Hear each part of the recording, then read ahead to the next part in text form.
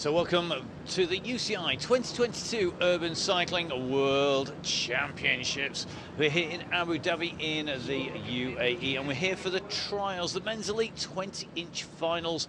As you can see, the sun is going down behind the nation's towers. The crowds are assembling. I'm in the commentary box. I'm joined by a man who knows the format of this inside out. Our riders having qualified in through the semi-finals. I'm joined by Andre Burton, 6 times British champion, and a man who has been here riding in and around.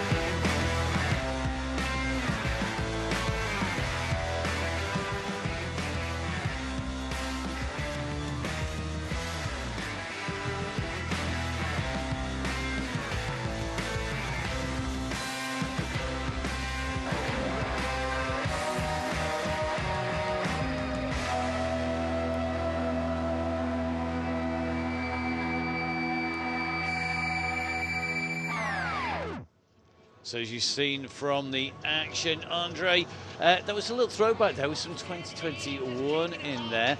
And our past World Championships, 2 Spanish, 1 German, 1 Austrian here in the 20-inch wheel. It's a discipline that Spain are very, very strong at, and we're expecting to see some real good work by them here today again. Hi Matt, yeah, so thanks for having me guys, and welcome to the UCI Urban Cycling World Championships and the 20-inch men elite. So yeah, the Spanish are incredibly strong, especially in the 20-inch category, but also the 26-inch category, dominating force in mountain bike trials. Yeah, we've also got lots of others in the mix as well.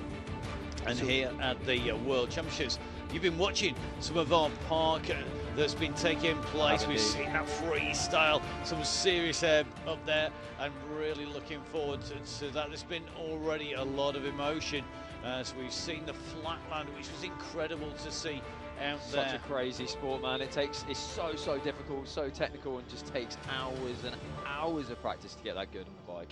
And an amazing course for the trials, and some fantastic action in the heats. The guys who've got to keep control of all this are our UCI commissaires. There are referees in charge of the sport, a real mix of talented and very experienced individuals down there, but they've got to work as a team. Yeah, and as you can see, they're from various countries, so there's no bias for anyone. And they're basically going to be right up there with the riders, checking exactly every movement and making sure they're not crossing lines, making it through the markers properly, and not touching any pedals or any part of their bike other than the tyres, or they will be penalised. And as we can see from the course, it's a real mix. We are at the trial section for the coming World Championships here in Abu Dhabi. This is the first section based on the, local elements, like the sun is the most element that you can find here in Emirates. So we have created this section using precast concrete.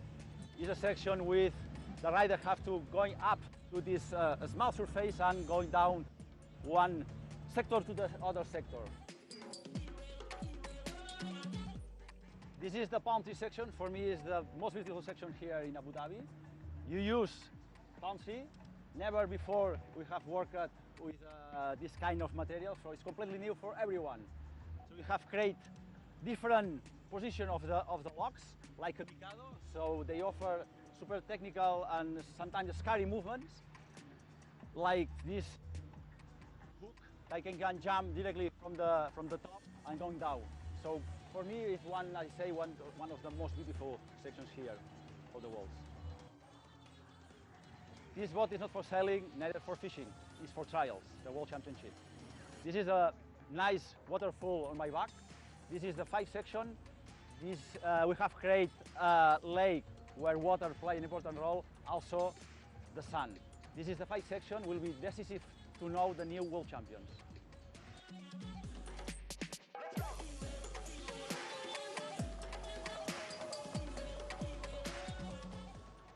So Danny, they're explaining exactly what our riders, our competitors are going to face. And as you can see from our start list, 3 Spanish riders, 1 rider from Great Britain, 1 Austrian and 1 Slovakian rider into the final. Going to be very interested to see who will take this away. And you know these guys really inside out one way or another. You've been competing at the same venue, seen them in action, and any particular standouts there? Well, I mean, to be honest, in the 20-inch category, they're all standouts. They're absolutely amazing. We've got, there's Jonas Christiansen, who narrowly missed out on finals, who trains with all these guys as well. And yeah, I mean, we're going to be starting from 6th place from the semi-finals up to 1st place in the semi-finals.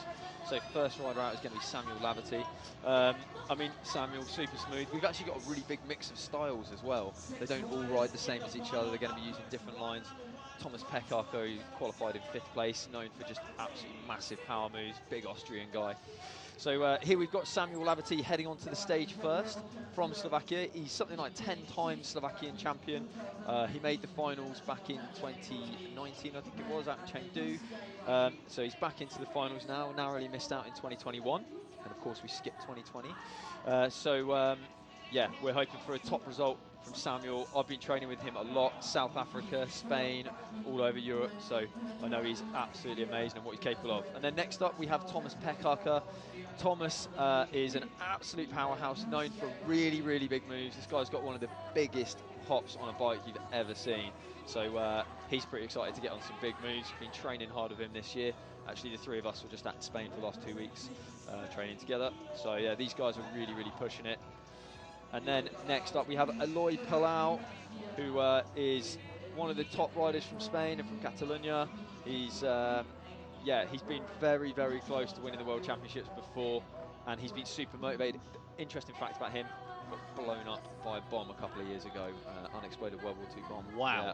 Well, back on the bike now and riding well. And a bronze medalist from last year as well, so Indeed. going to be interesting to see if he can get himself up there. Next up is the rider from Great Britain. Indeed, Charlie Rolls. Now this guy, we're going to see some spectacular stuff from him. He's got a very different style, likes to ride really flamboyant and just enjoy himself. The best advice you can give him is just do something cool, and he's just going to do it. Like last year at the World Champs, he did some amazing stuff, and this year at the World Cup. So we're going to see something very cool from Mr. Charlie Rolls there. He's looking like, yeah, I know what I got in front of me. Let's get this out of the way. Let me at it. Let me at it. I want to go likes ride. the technical stuff, so this is good because it's quite a technical course, I think. So, and he's a very fast rider. So it's a long, each section's quite long, a lot of gates. It's all about getting to the end and getting as many points as you can. So Charlie's got a good chance there. And then next up, our top two riders. We have Alejandro Montalvo, again from Spain, who, well, there's nothing to say about him. He's won multiple events in the past. The only thing I think he hasn't won is the World Championships. So this could be his day. He's super focused. He's training really hard on his jitsi, and he's got some really good support. And yeah, I'm excited to see how he does. You know, like this could be his year. Well, let's hope so. You never know. He was a silver medal last year. Will he be able to get that one step up? That's got to be some serious motivation, but the money's got to take out defending champion from 2021. Yes, we have Borja Conejos, who, again, another Spanish rider. Like we said earlier on, they really do dominate the trials scene because they have perfect weather and great riding locations, and they just have such good facilities for everyone to train. So Borja is, well, he was former world champion, so he could be winning here again. I believe this will be his second world champion title. Yeah, it's a win last year. He knows what it's like to have the rainbow jersey. He knows what it's like to be world champion, and he has got to desperately want to retain that. But Absolutely. This course is brutal. It's really, really long. It's something with some extra technicality that, as we saw, a lot of the local features like the sand, like the palm trees, like we've got the water. Obviously, we'll bring that in. I'm sure it's bound to feature later on. You see that everybody rode off the stage except for Charlie, who just decided, yeah, I'll chuck in a 360 off just because, you know, it wakes him up and gets him going. And that's what he's like. He's just a bit more flamboyant, you know. And if he's enjoying himself, he's riding well. So first up on section one, we have Samuel Laverty, who first to take on the concrete section. This is concrete molds especially made for this event. They've done a really, really cool job of building this course. It looks absolutely mental.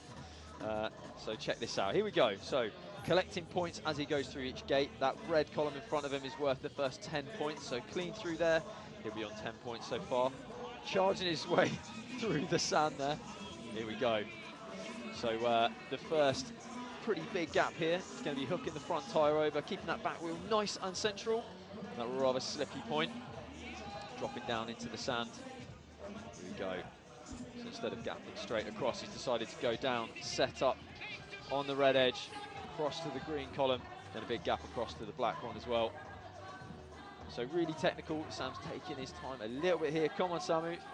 Yeah, Bronco straight over, so just clearing the back wheel right the way over in one on that. Not stopping on the back wheel at all. Now, this next gap, this is the third gate. Chatting to everybody this morning, we're like, wow, this is absolutely crazy. So let's see if he can get this. So up onto these two posts, and a massive gap. I would guess it's about 2 meters 80 across and up by about 20 or 30 centimeters. They've shaved off the top to give him a bit of a landing space now. Big gap. Oh, he's so close. And he's got to keep both wheels straight through that gate as well. So as he comes off, he can't twist the front wheel out, or that's a fail on the section. So he can go back, because he hasn't gone through the next part of this gate, he can go back and go through that first gate again. So here we go, lining up. Huge gap here. Come on, Samuel. Come on. Big effort. Oh, he's so close. Right on the edge. Can he hold it? He's holding it. Come on. 20 points so far, 20 seconds left. Is he going to go around for another attempt? This is, like I said, it's about 2 meters 80 across and really goes up a good 20 centimeters or so. So it's a big bit of power. Now, I know Sam has a huge, huge gapping ability. 5 seconds left. If he's going to get these points, he's got to really go. Come on. Clock's running down. Last time. Long way across. Oh, that is a shame for Samuel. I know he's going to be annoyed with that, but he needs to just put that out of his mind now. Think about the next section. There's nothing else he can do. And that 20 points in there. It's such a tough start here. Let's watch this again. He started so well, but then made his way into that end section. And this is really tricky, because although these look really wide, one of the things you said to me earlier on, it is about nailing the top and nailing the centre of that slope. Yeah, and so it takes a lot of energy. These concrete pipes are actually, although they look they're about 30 centimetres wide, but they're painted with like basically super slippery paint. So Thomas flying through, he's going to want to go quickly, and then I think he's going to try and have a break before gate 3. I would imagine that'd be his tactics. Both of these guys ride for the life cycle training crew, which is basically organised by one of the other top riders in the world, following his programme and both making finals, which is fantastic. Here we go. So holding on the back wheel, just sailing through here, looking pretty confident. And again, yeah, clearing that, no need to stay on the top of that. So these guys have got a lot of power, so they can just throw the bikes straight the way through. So taking a little bit of a breather there. Now I really think Thomas can do this gap. This guy can jump absolutely miles, but this is really high, and if you're slightly off angle on the back wheel slides, it's going to be a big crash. And you can see his brother there, Alexander, for safety, just in case he goes wrong. Come on, Thomas. Come on. Yes, there it is. Woo! Come on, Thomas. Yes. So good. So first rider through gate number 3. I'm really glad the organisers earlier on, they left it as a round pipe to start off with, and it was raised, that it was really dangerous, and it's still obviously a very challenging move. So here we go, through gate 4, making his way up. He's just got to stay steady and keep moving now. 30 seconds left. Come on, Thomas. Keeping it moving. You've really got a motor now. Here we go. 25 seconds, 1 gate left. You can hear Carousel in the background shouting, come on. This is coach and trainer. Come on, hooking the front wheel now. One last big move. He's going to be really feeling it in his arms now. Yes, there it is. There it is, 60 points. Yes, Thomas, good start. And with 8 seconds to spare on the clock. And so important to get that gate 3, first try, big bit of power. Unlocks the rest of the whole run then, doesn't it? Absolutely. And once you break this, you could see as he came over, really, he nailed that, and he was stable on landing, wasn't he? It was so not like he stable. had to correct. Yeah, fantastic. Really, really stable. And then pin that to the front wheel perfectly.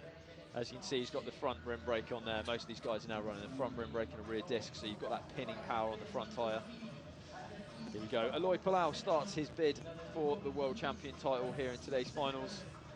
The World Championships. Big gap straight across, so he didn't drop down. He didn't waste that time going down. He knows he wants to motor and give himself a bit of time just to prep up for this big gap here. Here we go. All right, lining up. You can see from there that the angle on that black piece of concrete he's got to land on. They put a bit of grip on there just so that they don't fly the back tyre out if it goes wrong. This is a huge gap. Oh, just through! Just through, and manages to throw his weight to the left and get right the way through that marker. So third gate, he's flying through so far, moving pretty quickly. Look at this, very rapid moves. No messing around from Malloy, like he's riding at home. Training with him in Catalonia last week, and he was looking really motivated. He knows that a win is totally possible here. 50 points so far, and he's got 40 seconds left. Looking really confident and dominant here. There we go, but you still have to be very, very accurate on this point. Look at this, back wheel right on the edge. Pin the front wheel, switching through to the back tyre. Out with 25 seconds left and 60 points for Allow. Oh, I mean, what a time as well. He's gone through, he went through incredibly fast. They're breathing really hard, as always at the end of the run, but in part because he went through so quick. It shows his confidence level. As he came over here, this was a lucky save. Look at that tyre. Did you see it land on that slope, just squidge off to the side? Managed to like go full commitment on that. And he's got to get between the tanks. So if you're watching this for the first time, the key here, 5 sections. This is section 1, the riders are trying to complete. They've got to go through each of those 6 parts of the run. And in this, they've got to keep it between the tanks. They've got to go through, and it's whole centre line of the bike has to go straight through. So here we are with Charlie Rolls from the UK. Oh, and really, he's not through. The front axle was, there was definitely, he's missed a gate. I believe he's missed a gate. He missed gate 3. Okay, Charlie is going to be absolutely livid about that. So Charlie Rolls from the UK started his run. You see, he's going to take another look at this because they're saying that he went through. It's not a happy bunny there, that is for sure. So here we go. The reason is that he went to gate 3 before he went through the final gate. So he went through the green one, and then he missed this gate here on the black one in front of your screen there, and he went straight through. The only thing is that actually, if the bike hasn't gone through the next gate, as far as I know, it's the rear axle, not the front. So this gate here, technically he hasn't gone through that gate. But I might be wrong, they're obviously going on the front axle, not the rear axle. Because at this point, a rider can obviously realise they've made a mistake and go back and do that line.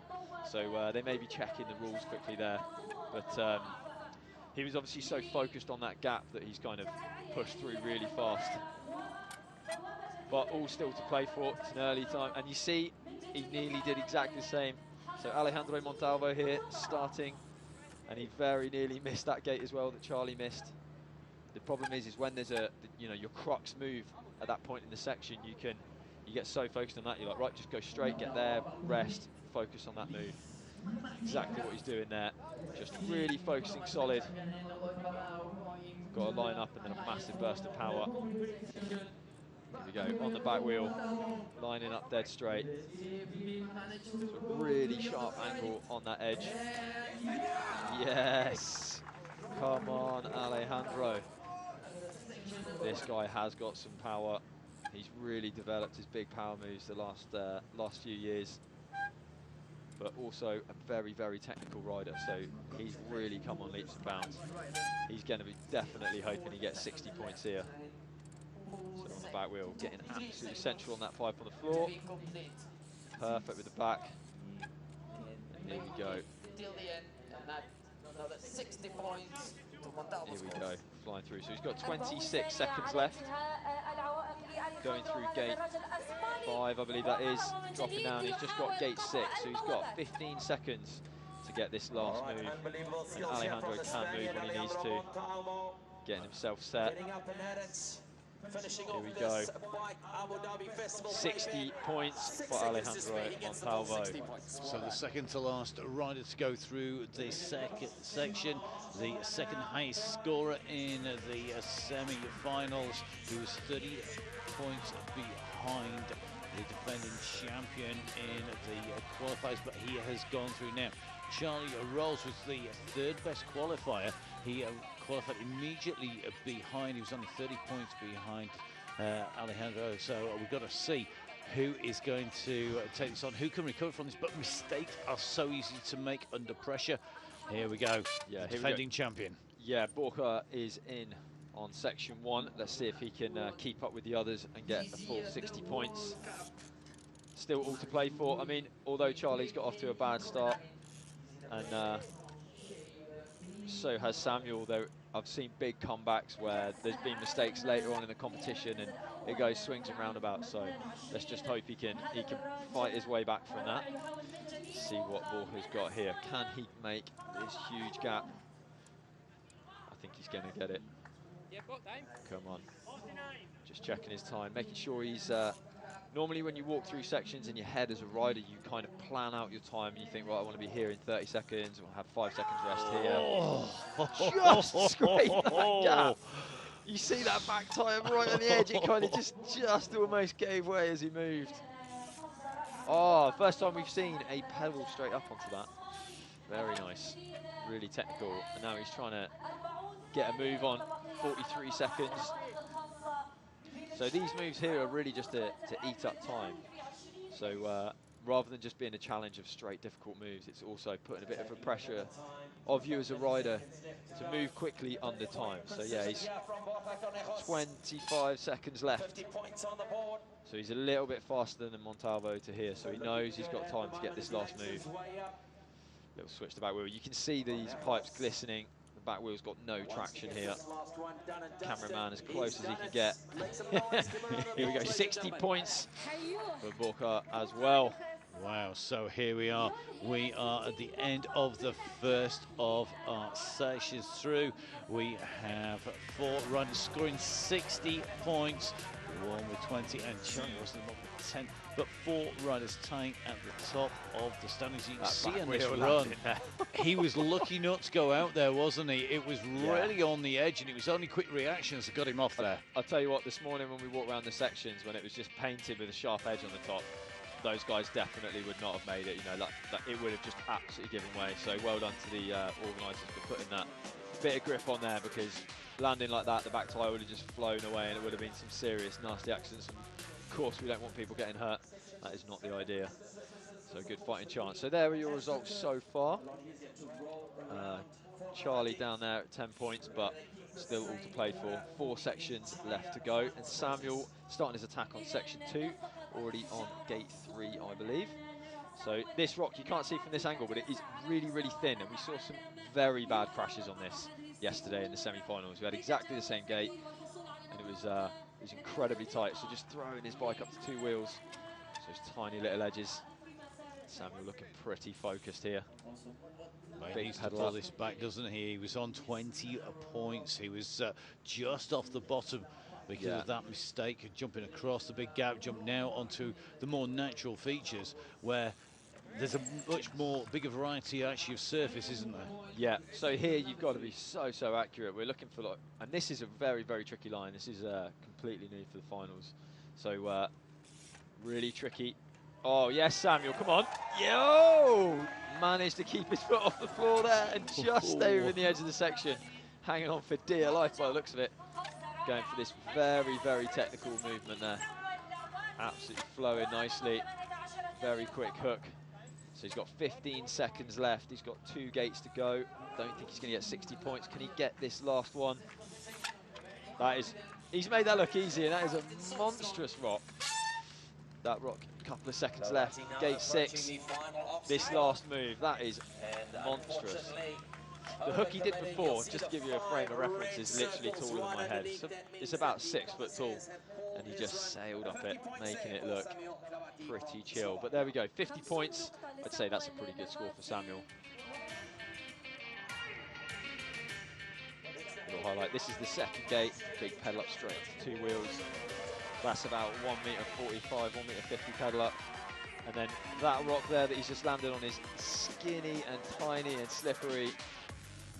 Didn't really see that, his foot was so close to I think he was lucky that the commentators were the other side of the rock there, because that looked like he might not have touched it, but I think he was brushing it. There must have been like nothing in between. Oh, yeah, look, got to go back for this again. Thomas is known for these big pedal up moves, so. Oh, that surely was a hit there. Yeah. He's got to keep his concentration together here. He's got a lot of power. Come on, Thomas. Got to keep moving. So lights on the top left-hand side of your screen. Whippy fills that with red lights. That's it, run over. He's now in trouble because if he makes that 5 red lights, he's going to be pulled to a standstill. He's given away 2. Looking good though here, Andre. Yeah, he's moving very, very smoothly and quickly. One thing to the next, and I see how he does on this, because this is a very, very tricky move, because where you're landing on the back wheel on that first rock is very, very upslope. So to keep your momentum moving forwards is really, really tricky. So back wheel, yeah, the little manual down the back wheel there as well. That's confidence for you right there. Technical little line. Over the top there. No, technical. He was no dramas. flying, isn't he? He's not for him, you know. Motoring, you know, it's just, it's like straight through, straight through, straight through. Yeah. But he's got to move, hasn't he? He's only got 30 seconds left. Yeah, and this is, you see there, we saw Samuel do that so easily, but the front wheel actually has to land. It's like a centimetre strip on the other side of that. Otherwise, exactly what happened there, it just slides off to the side. Maybe he's got a puncher. He did get away with it. He got away with it. He needs to have a little check, didn't he? Because he came sliding down there, and once you go offline, it's really sharp, isn't it? So if you get the edge just wrong, it can do damage. But the guys have to have 2 bikes, yeah? Yeah. So everybody in the finals has 2 bikes, just in case. To be honest, in this format, you know, if you have a major bike malfunction, you just literally don't have time to fix something. So, you know, you get a flat tyre, and you can see there that he's just missed the centre, and that left-hand side of the rock just slopes and disappears. So it actually is a triangle on top of that, so you have to land right the way over. So when you walk around, you have to give yourself a mental marker to look for. And Aloy flying up already through gate 1 onto gate 2, flying up the second gate onto that little point. Now this rock, this next one here, you can't see from this angle, but it is really, really skinny. So front wheel there, it's literally barely a tyre's width. You can see it wedges 2 wheels on there and through. Quickly onto the next moves. Really nice and technical bit of movement here. Switching through to back wheel and down. Come on, Aloy. Here we go. Aloy's pretty good at using momentum. Looks like he's taking a slightly different approach here to the other guys, which is interesting. Oh, straight to back wheel. I never saw that coming. Oh my God, that was awesome. So much harder than it looks. Amazing. Very, very smart. And that is really inventive, isn't it? Because the guys don't get to ride this. You don't actually have a run at this. It's a walkthrough only to familiarise yourself with it. And there are changes to the course on the way through. And look at this. You can see from that angle where his front tyre was just from the right-hand side of the rocks, the only place it's going to grip. Now, he's got 28 seconds to do this last gate, and this is absolutely massive. So the last move here is really, really the crux. So he's gone really fast, giving himself enough time to have a good shot at this. Come on. Oh, he's done it. No way. That's awesome. Honestly, that is a huge move to finish. Another 60 points there for Aloy. So, sailing ahead there. Very good. Worked hard for that. So swift. Yeah, very, very quick through there. And that is going to be a big help to him as he moves on in the competition. Let's take a little bit of a look back at that. I mean, on the back wheel, straight in, straight over. And sometimes Route 1 just the easiest option. Looking at that power. Oh, so good. Also, I'm going to take this opportunity to say how beautiful is the background here in Abu Dhabi. Like, absolutely, they have the best sunsets. It's amazing. You're getting distracted from the road by the scenery here in Abu Dhabi. Well, let's see what Charlie Rolls can do. He's got to make. He's got to be the comeback king here on the way through. Already burning some time. 20 points on the board and straight over there. Straight over the 30-point gate as well. So just flying straight through. Now it'll be interesting because he's actually a left-footed rider rather than a right-footed rider. So this move is going to be very different for a lefty and for a righty. Because his left foot is forward, it means that that rock is going to be pointing into his good foot. So not very favourable for a lefty. But no worries for Charlie. So fast through there. Look at that. No messing around. Sailing over that. Yes, Charlie. Straight up to front. Who needs to pause to breathe? I think he's just he's on a man on a mission now, isn't he? He just keeps going. He just keeps going. Look, no hesitating. Get the front. There it is. Look, front tyre on that little point. Absolutely sailing, 37 seconds left. He's clawed that. He's just like, unbelievable, isn't it? gotta go. I'm on a mission. So This rapid. is it. He's like, right, I'm just gonna go. But this is big. This is just a pure power move. He's gonna, I guess he's gonna have to try and bounce the front through. Yeah, that is a long, long way up. Come on, Charlie. Here we go. Come on. Big effort. Big burst of power. He's close. 10 seconds left. Come on, Charlie. So close. Has he got it? Has he got it? Did he get through in between the gates? They're going to give it to him. They gave him 60. Is it 60? Yeah, he's got a 60. Got Yes. a 60. Oh, he looks happy with that. Yeah. That was a bit of a training mission there. It was I'll like tell he's you just what, doing a gym session. That was nuts. That was absolutely nuts. Like, look at this move here, just straight through, brakeless over the top, and then this one just rolling in, casual up to front. Absolutely awesome. And we've seen pauses, we've seen breaks to have a think about what they're doing. It's Look at almost this like move just got to go. I mean, his back tyre was literally on the limit there. Did you see that? It was like, it looked like it, I mean, to me, it looked like it was over the tape, but it must have been just on it. So, wow. Literally, that's what it comes down to, like millimetres. Here we go. So, Alejandro making his attack on this section. We saw some really horrible crashes on that move yesterday. Honestly, it was really bad. A couple of people had to retire because they just back tyre slipped off that because it's so much more slippery and smaller than it looks on your screens if you're watching at home. Yeah, the TV screens always change it. We've been out, Yeah. you know, literally, you've ridden it, I've walked around it and looked at it. There's no way I'm going to go anywhere near it. And just thought, what the subtlety that you don't get on potentially on the screens if you're watching this is how sharp the edges are, how tiny the areas for grip, the precise placement that the guys are having to do. And again, we're seeing another fast run. So once the guys come around the turn, they're on that homeward leg. They really know that the last two moves are the big difficult moves in this section. So they know that they need to give themselves just that little bit more time. And Alejandro's sailing through gate 5, 50 points. He's got 35 seconds left, nearly as fast as Charlie to this point. Here we go, come on, big effort. Oh, wow. First Straight up, that is absolutely amazing. Flying through, this guy's sailing. Keeping the pressure on for Borja.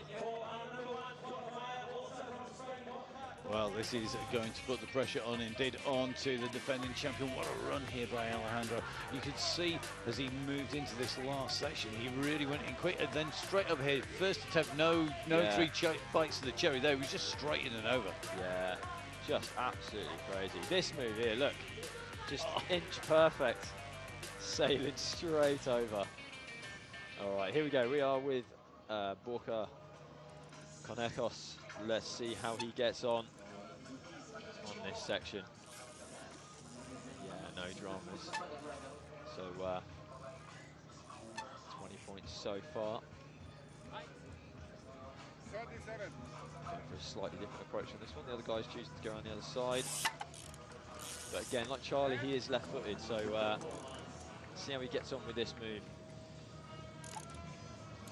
Later on, there is a move that's biased the other way, so it'll be better for the lefties and not for the righties. So they've done a really good job of making this as fair as possible, whether you're right or left. So you really have to be able to ride absolutely everything. Makes you a much better all-round rider, I think. And that's the foot that you favour, the foot that's got the most power, the one that you lead with. All the time, he's always got his left foot forward, and then 2 of them are left foot, 4 of them are right foot. So, and little moves like this, when you're really close in with the bike, makes such a big difference. Here we go. Focusing on that top point. Yeah, no dramas.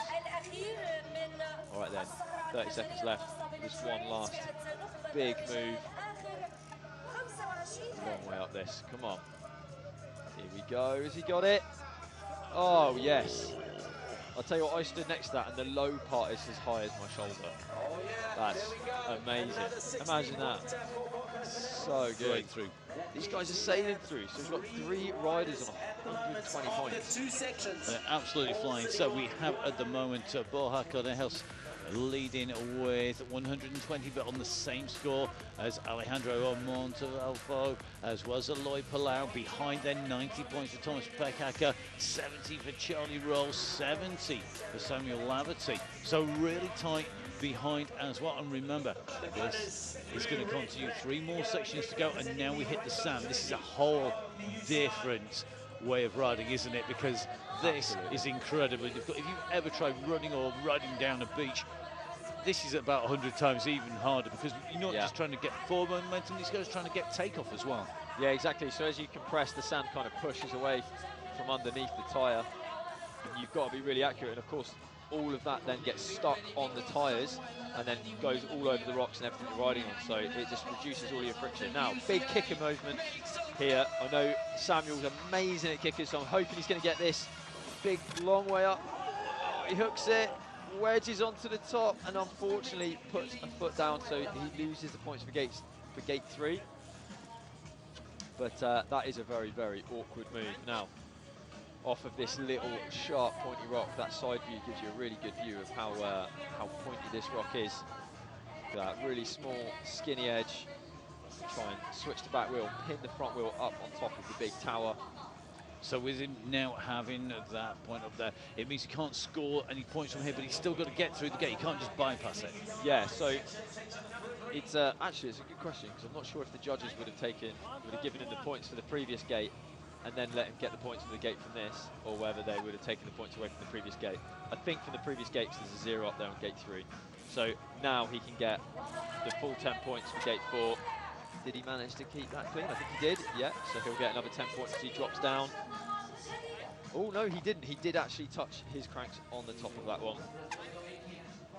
It's so marginal, isn't it? And that's why there are 2 commissaires, 2 referees stood on the side, and double foot down there. You see there where he put his foot down, you see his foot just fly off down that slope. That shows how slippery it is. It is really slippery with the sand on. If we thought it was difficult before, this is now so much more technical. It's a whole different element trying to ride. You know, it's a great way of showing who's not just powerful, not who can just be good with placement, but also riding under these different conditions. You can see the sand there flying off his tyres as he's pushing in, and that there you can't really see from this angle, but that is actually well over head height. You can see as the commissioner comes round. You know, it's a good sort of 7 foot in the air. Yeah, they're not short commissioners. The commissioners are really they're 6 foot. They're not short. Yeah. You know, it's not like we've got the world's smallest guys judging this. They are absolutely you know, these guys are all ex-riders. They all know this, and you can see just how tough it is. So here we go, Thomas Pekaka coming on and already scoring 10 on his way through. But this sand is really adding another dimension. And of course, we've still got the palm trunks to go. We've got the waterfall section at the end. So it's just ramping up the pressure on the guys, isn't it? Yeah, so section 3, Thomas making quick work of this. But yeah, it's good that each section has a slightly different element. You need a slightly different style. It's not kind of, if it's all rocks and it's all on solid floor, you kind of know where you are. But this really adds another element, having the sand and the grass. And look at that. Hook straight to back wheel. Thomas, obviously known for his bunny hopping power, so really flying up that, making light work of that. And he's going to want to stay on as many points as he can. 4 riders, sorry, on 120 points after 2 sections. So he's going to want to try and get 60 points on this as well. Up to back wheel, pinning the front wheel. He was world champion in 2018, and he's at least 10 times Austrian champion, nicknamed Arnold for obvious reasons. Look at that, flying through, 40 points already. Come on, Thomas, 30 seconds left. Try and get 60 points. You can see him fighting with his back wheel in the sand there. Yeah, hooking the front wheel way over the top. Now he's got a big amount of power in his leg, so he can really, really pull up high. 50 points. Now this last move is a huge forward hook. He's got 15 seconds. Come on, Thomas. Whoa, that is a little bit taller than me. Probably nearly 180, 1m80, I would say. Just not enough power to do that at the end. He's dying. Look, look at him shaking his arms out from holding that brake so hard. Wow. 50 points though. That was, I mean, you could see he got close. That last section, So close. he's got to get up and he's got to hook. So when you're talking about hook, that is landing the tyre over the top and into the next surface to there's give that two types adhesion. of hooks. So that one you see in there where he bunny hops and hooks, if you're hooking on a flat surface, obviously you can't stop and pull on the front wheel. So you actually need to have enough forward momentum and just keep moving through. So you can see he's going to hook the front wheel over so you can actually stop and pull back on the front tyre. But if it's flat on top, you don't have that option. So when it comes to these flat hooks, straight up, it's a completely different thing. You need to hit it with so much forward momentum to be able to keep going.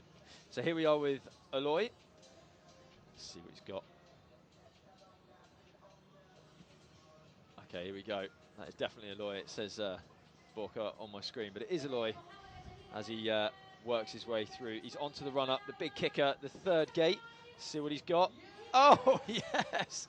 A hook to front wheel, just stalling on the front wheel there. Aloy looks like he's kind of in the zone there, chilling quite nicely. If you see riders going sort of like very casual, it's usually a good sign. It means they've got that bit of flow state, as they call it in climbing, where you're just flowing through the section, doing your thing. Nice sharp point, front to back, and all just staying in the lines there. He nearly lost his balance on the top of that. Switching through to back wheel. All right, here we go, onto gate number 5. Back wheel, big gap across. It's actually a really, really long way to gap off that rock. Put the little rock in so you don't just have to come out of the sand. And then he's going for this next static one. No rock there to come off, just starting in the sand. Trying to push and press the sand under the back tyre. He's looking a little bit tired here. You just see him pushing his body weight about a little bit more, just a sign of just getting tired, just not maybe as in control as he wants, and he's still got this big move to do. And 20 seconds left, so you can see when you start to fatigue like that and you're falling backwards, for these guys, normally it's because they are fatiguing in their arms a little bit. Back gets a little bit tired. Big hook. Oh, he's so close! Come on, that was really, really close. He's running out of time. He's got to go. Come on, Aloy. No, just, you can see, this is where having the big move at the end really makes it so difficult. Now, I don't want to call it, I don't know, commentator's curse, isn't it, when you say like, oh, he's going to do this, but, you know, I think Charlie can do this next. Aloy was so close, and Charlie's a very quick rider. So you could be eating your words here. Let's see what happens. Oh, God. Don't let me down, Charlie. No pressure here. So, Aloy goes, so you can just see, he almost got this. So close. And it's that critical point, isn't it? The rear tyre. You've got to get the axle almost just hopping up and over. He'd have been there. The thing is all these guys in practice, you know, you could go and roll up to that move and probably, I mean, I know I could, like a lot of us could go straight up that. But once you've done 5 moves already and the clock is ticking, you don't have any recovery time. It's like you got 5 seconds and then you just got to go. That is a whole different ball game. So Charlie, what's he going to do here? Hook, front wheel, no worries for Charlie. Here we go, dropping down. How many seconds is he on? 45 seconds gone so far. So 1 minute 15 remaining. Come on, Charlie. So this is actually tricky because it's pretty close. So normally if you've got a bit of space forwards, it means you can drop the front wheel and generate that forward momentum. But as it's so close, you've got to really just lift straight up. Charlie, yeah, straight into that hook. Look at that, flying over. So yeah. So this is just about really trying to get there as fast as possible now to get into that last move. Just coming up slightly off to the side there, wasn't he? Is that a sign just again, just getting maybe a little tired with all these big power moves? No, he actually doesn't look tired. I think he's actually almost the opposite. He's actually relaxing because he just pushed straight through. So he didn't keel over to the side or back or anything. He was actually just like, I'm good. I'm just going to let my tyre drop. He's pretty relaxed now. Come on, Charlie. You know you can do this. Come on. Oh. Attempt 1, 15 seconds left. 15 seconds left. It's hard because it is a short run-up as well. Oh, not quite. 8 seconds. Come on, Charlie. As he's got time for one last big try. Come on. No, too much. It's just too much. And a little backward stoppy there. Close. Oh, good effort, Charlie. Good effort. So 50 points for Charlie. So it's a shame because on that first section he really would have been in the mix. So, good run here by Charlie, trying to recover from that early mistake. Yeah. And just a matter of getting in and through. And it shows you that it's just the last section there. And as you said, more a case of just being really relaxed as he comes up and over. And then a bit of showboating in the end. Maybe we're going to see a little bit more of the flamboyance come back. And maybe it's got a bit more relaxed. But this is the difference in style, isn't it, between the riders. So here we go. Absolutely. So Alejandro, let's see how he gets on in section 3. So making his way into this second gate. Very, very technical. You can see the back tyre there sliding all over the place. So it actually looks kind of flat, but when you're there on the back wheel, that rock just slides. I did this exact move yesterday 3 times, and it just slides all over the place. You've got to be absolutely on exactly the right point. Here we go. Building up for this big kicker move, rolling in, big pull, hooking the front wheel up to back tyre. There we go. Down into the sand. Get himself set up for this next move. So he's moving pretty quickly. He's on good time. Almost as quick as Charlie to this point. So nearly on half his time as he goes up for the 4th gate. Right off that point. He's super solid with those front wheel moves. Alejandro choosing to, instead of we saw Thomas gap off that rock, you can see just down on the floor there, going static from the floor and just throwing that front wheel up and through the markers. So like we said, when you go through the markers, it has to be both axles and the centre line of the bike, and that's what these judges are looking for.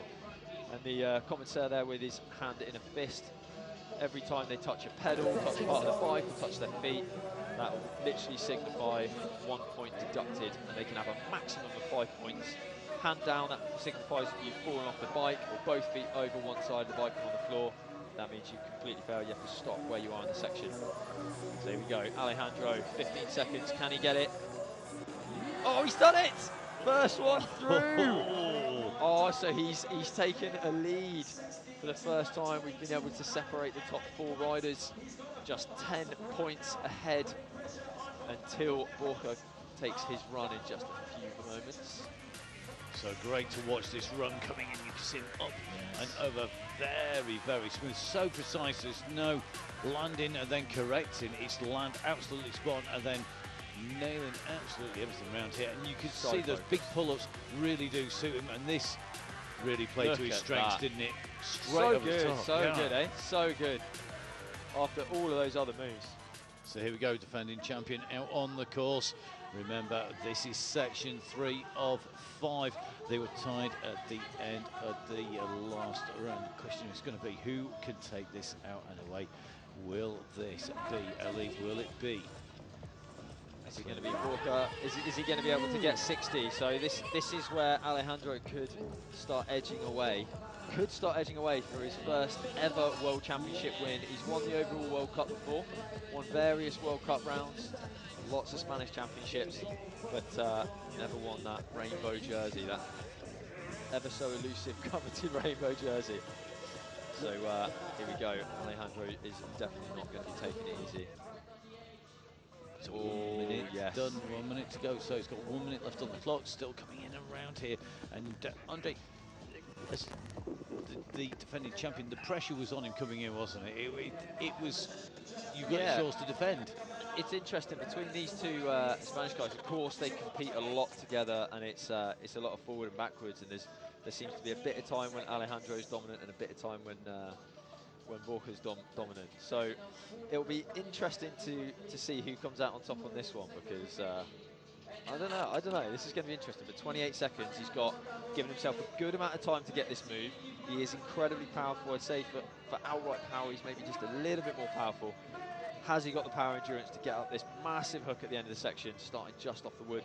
You can see limited run up. Oh, he's so close.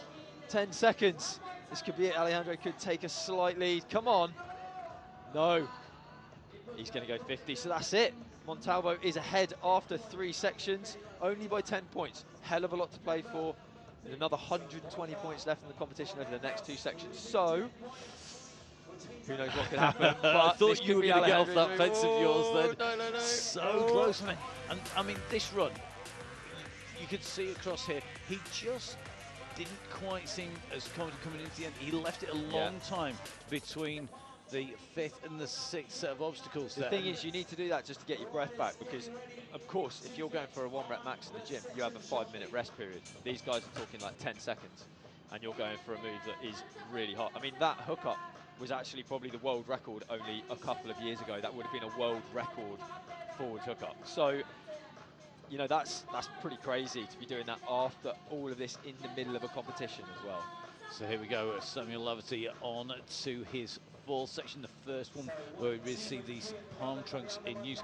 And these palm trunks, they're a fibrous bark on the outside, and that makes it very, very difficult because it's not consistent, it's super grippy in places, but it's also really textured and and also it area. can kind of like pull away as well. So, oh, Samuel, I think he just got one on that. Yeah, that is a very, so actually, just going to what I was saying earlier, where it was biased for a right footer, that is the move that's biased for a left footer. So it's going to be slightly easier for the 2 riders that are left footed in this competition. So just to even things out, they've put in one way and one the other. Going for that big side up move. And like you were saying, yeah, that it's very textured kind of wood. So it's very different to what we're used to. And you can see there, he's just slipped backwards. And that's because if you hit it forward, because it's kind of dusty and fibrous material, or material, it just kind of, it can pull back quite easily. So you have to really be on top of it. Here we go. And he's in last chance saloon. He's on 4 red lights. One more, he's going to be in trouble. Yeah, that is a shame. Samuel's not having the best ride ever, but he's still in the finals. And that's the important bit. That's quite interesting. So I didn't even think of that. He went backwards through that gate. So what he's done there is actually approached the gate from behind the gate, gone up and then gone backwards, because you don't have to go front axle first. So it makes no difference if you go forward or backwards through a gate. So it means you can be really creative. And that move he's done there is very, very awkward. 17 seconds. Switching straight through, that's another 10 points. And he's on to the last bit. Yeah, that is it. This is a huge move here. Really, really big move to finish. It's a big move to finish with no time, and he'll know it was running out, so taking the options. Is that 30 points? 30 points, I believe. It is indeed 30 points on section 4, so his total score 120 at the moment. And you can just see on this run, because he was on that last chance, one mistake and he's going to be in trouble, but some creative riding as well, which is really important. Yeah, so you see this move that he just did there, that is super, super technical riding. So his back wheel is really, really low and the front wheel is really high. It makes it very, very steep for the bike. So you have to push the back wheel out underneath you and throw your shoulders straight over the top. So very unnatural movement for most people that ride bikes. And here we go with Thomas Peckacher, the Austrian Oak. Come on, here we go. So big pedal up straight to back wheel, straight over that there. Just going to loop round, approach this. So instead of like side hopping up through, trying to stay on the beam and then go off of it, it's actually sometimes just quicker and more efficient to go straight over, round and loop through. These are what you call open sections. So the section markers are quite open and you just have to go through the gates in the section. You can use any approach you like within that area. So you can see here, he is a right-footed rider. That's an upslope he's taking off of. And he's got to try and throw the front tyre up over the top of that. And you can see the 2 markers on the downslope in the middle of your screen there. Try and get the bike underneath it. Now he went to bash guard and took a 1, but actually for a right-footed rider, that is so tricky. And I think it's going to be very hard to see a right-footed rider clean that move. And the bash guard is basically underneath where the pedals are, underneath the chain wheel. So it's to stop damage to the base if you do hit into the object. Yeah. But by doing that, he stabilised the bike, and that stabilisation was worth giving away 1 on rather than a failure to be able to then move on and through, maybe to get a few more points. So he's lost the points for that 1 gate, but it's okay. He can carry on and get all the points for the rest of the gates. And yeah, here we go. Let's see if we can get this one here. Very steep hook. Whoa, quick straight through. They've given him a 5. I think his axle must have just missed something there.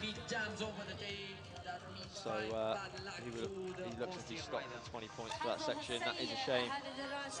Well, that is going to shake things up Let's go through, because at the moment we've got Samuel Laverty at 120 points. We've got Thomas at Peckhacker at 160 points. Let's have another look at this. Just going to see some of these moves. He was absolutely superb, and then all of a sudden it just seemed to the wheels almost fell off there.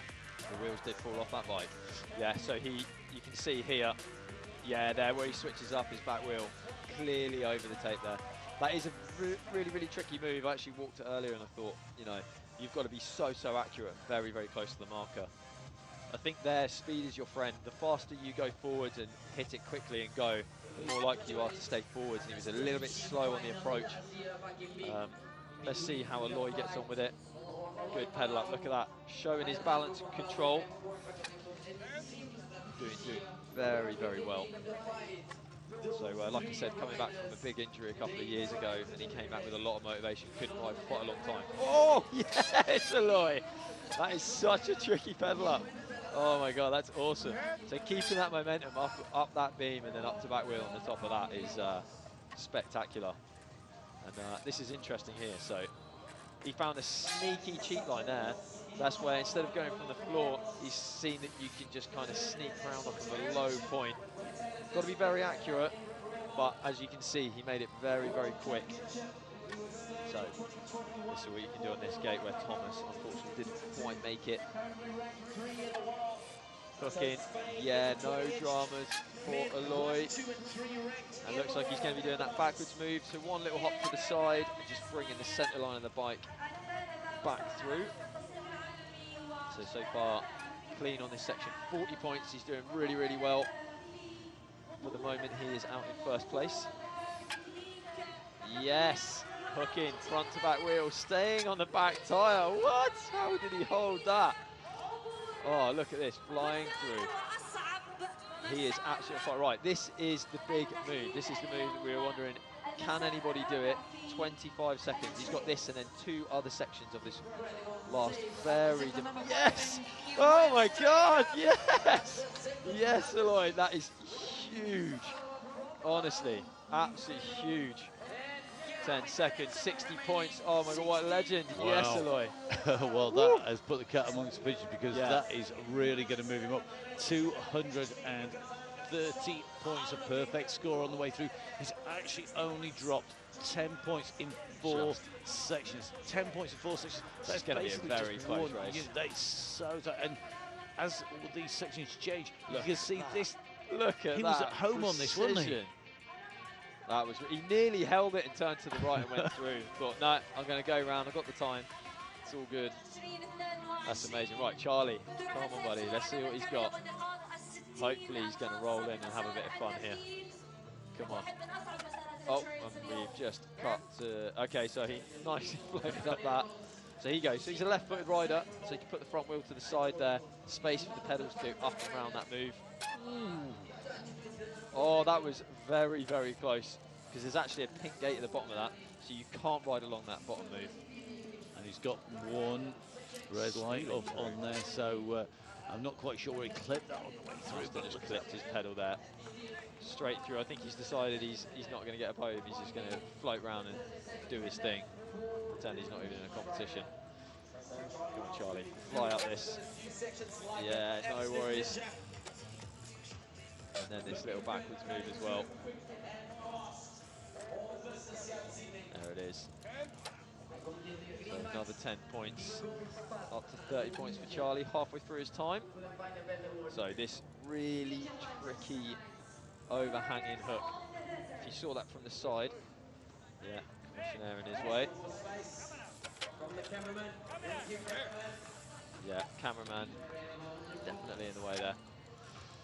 Yeah, he'll be getting a warning off the commentators. I'll warn the cameraman as well as the riders. Worse, I've had it when you're like, I'm just going to smash into you if I go now. Here we go. Come on, Charlie. Yes! Yes, he's done it! Just inside the, you could see that flag was almost just moving as he clipped it. Really, really good.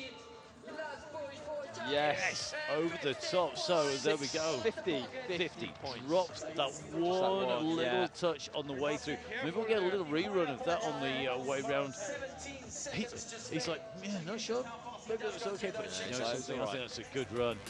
I think that 6th gate, getting through that, yeah, this is where it was. He just overbalanced slightly. I think as he went, oh, they didn't show it. That is a shame. But this move here, that's monstrous. That's awesome.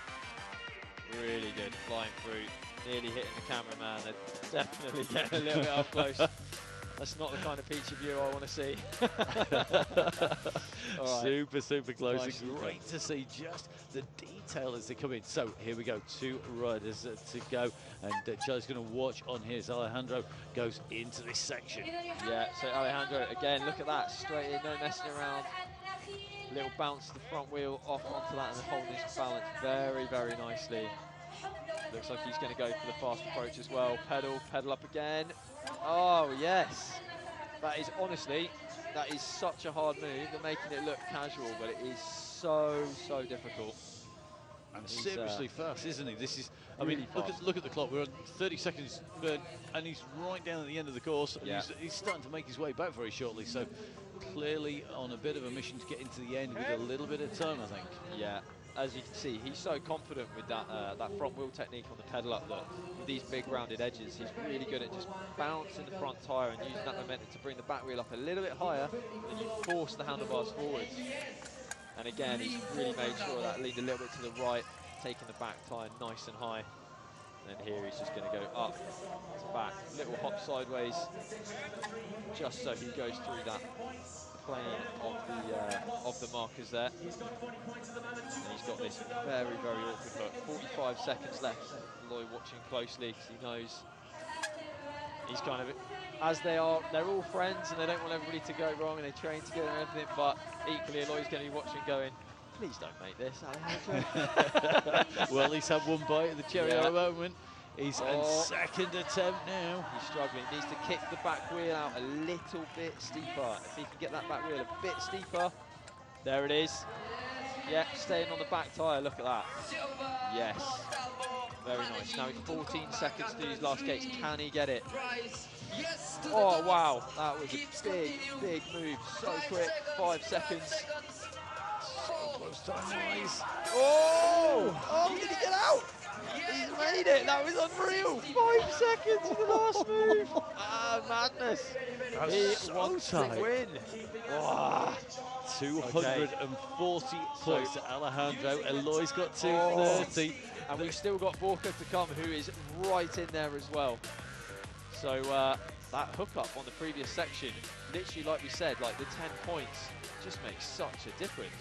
So perfect score for Alejandro at the moment, but he was Absolutely running so perfect. tight that taking 3 goes at that obstacle cost him so much time. I mean, he had to motor through and just. But that's the thing not with think. Alejandro. It's like he just clicks into another gear and goes like, oh, I've just got to go fast now. So he just stops playing around. He's like, I've just got to go quick, and just flies.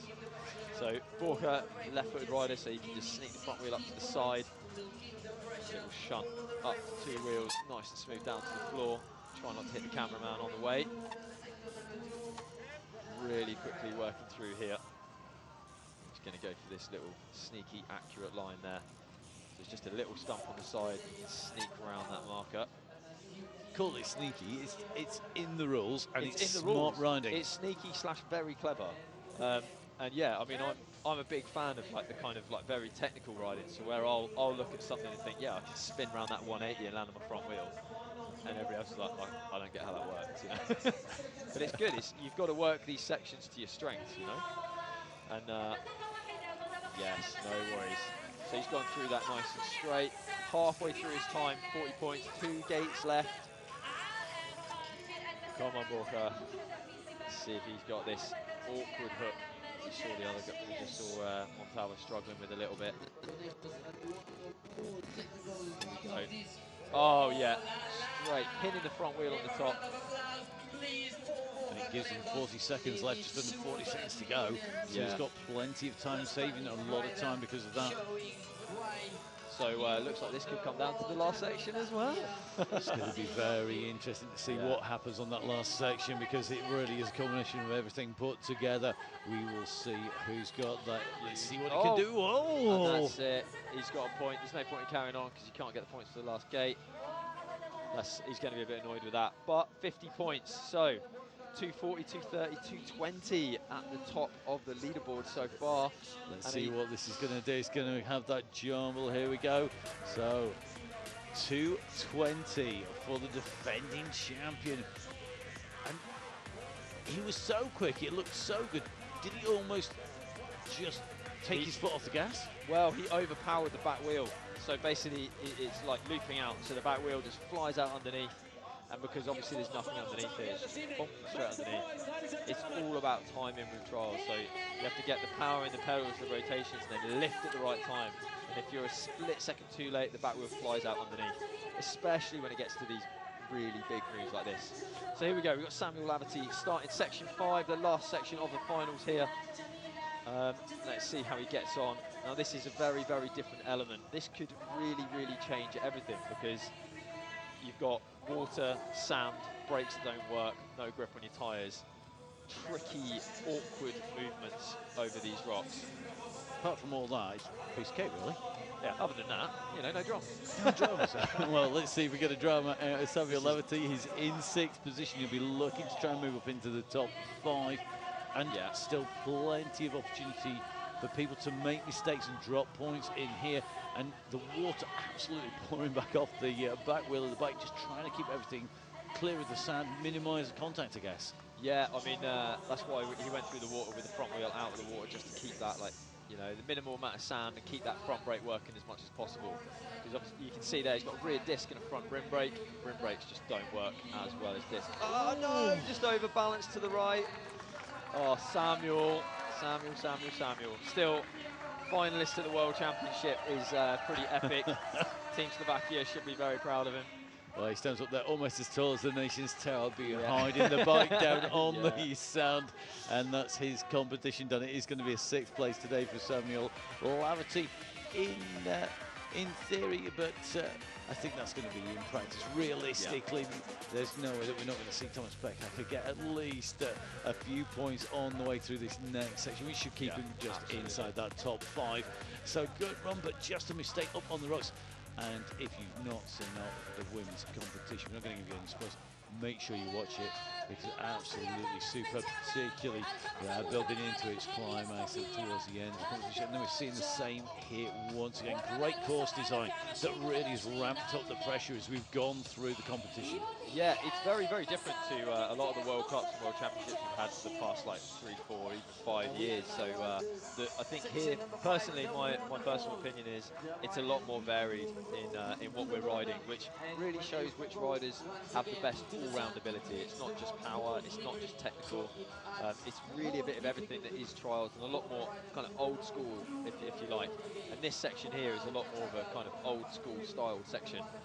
God, you can see Thomas there. He's actually, you might think it's water, but it's actually just sweat because it is boiling here in Abu Dhabi, of course. And these guys are melting. Last night we were riding 4 hours of competition yesterday, so absolutely boiling here. You've got to get those fluids back on board. We might joke about the amount of water that's out in the pond there, out in the little lagoon. But actually, it's more importantly, it's Thomas. Oh no! So he's not going to be happy with that.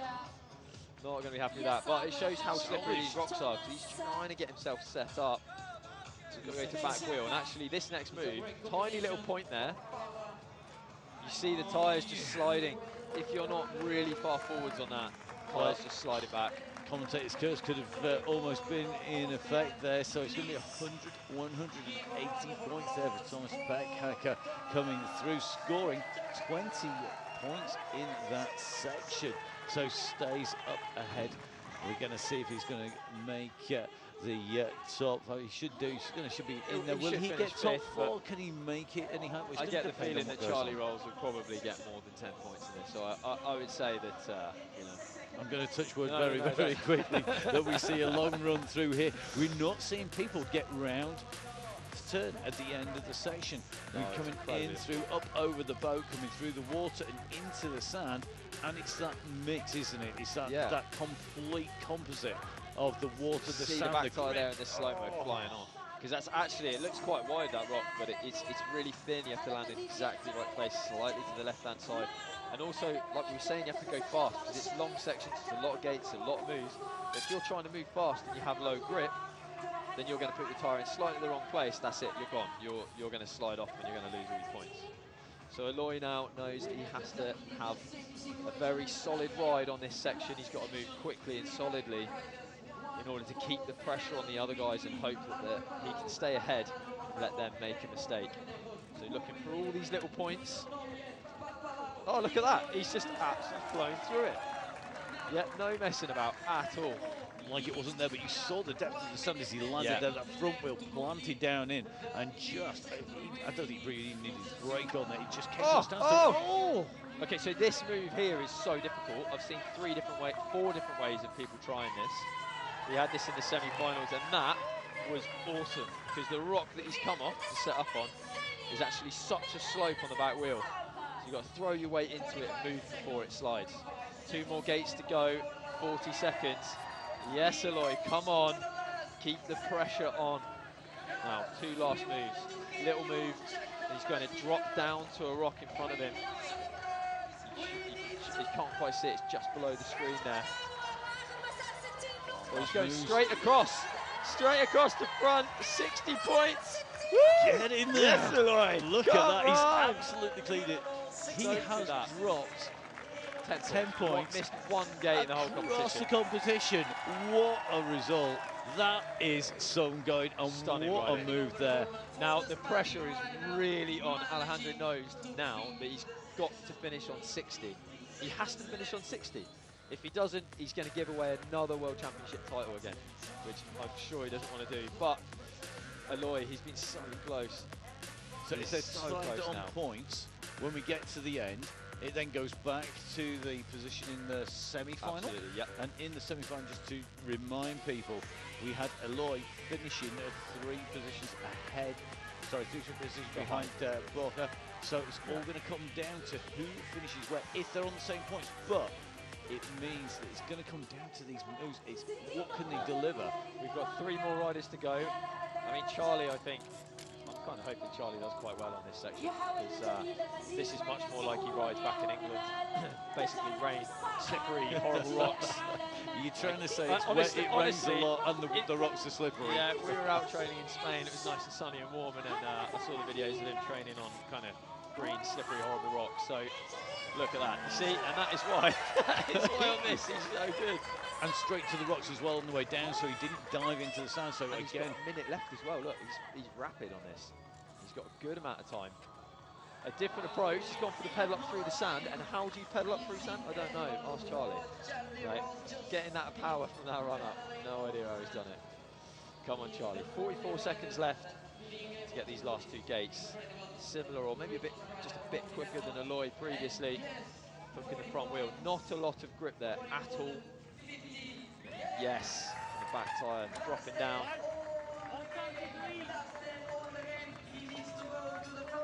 So he has 1 last gate. He wants to get 60 points. Getting the crowd going. Come on, Charlie. That's it. That's what we like. Bit of noise. Huge gap to front. Oh! It was so close. So close. Come on, Charlie. 5 seconds. He's not going to do it. He knows it's not going to make a difference to the result. He was so close.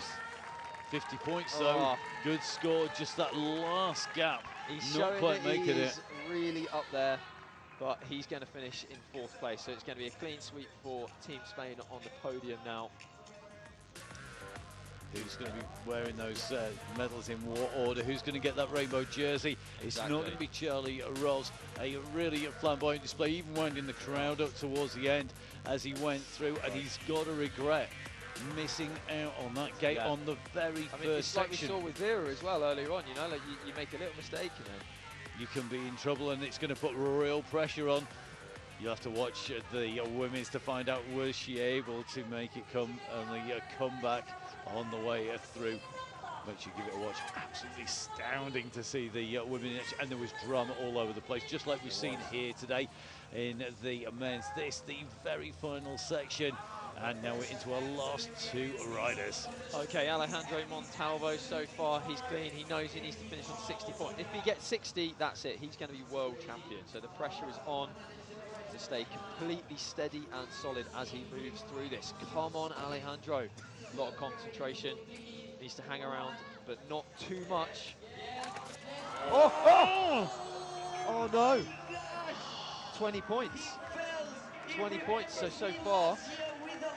Oh, that means Eloy has jumped into first place for the time being with just Borja that could possibly throw him off the top.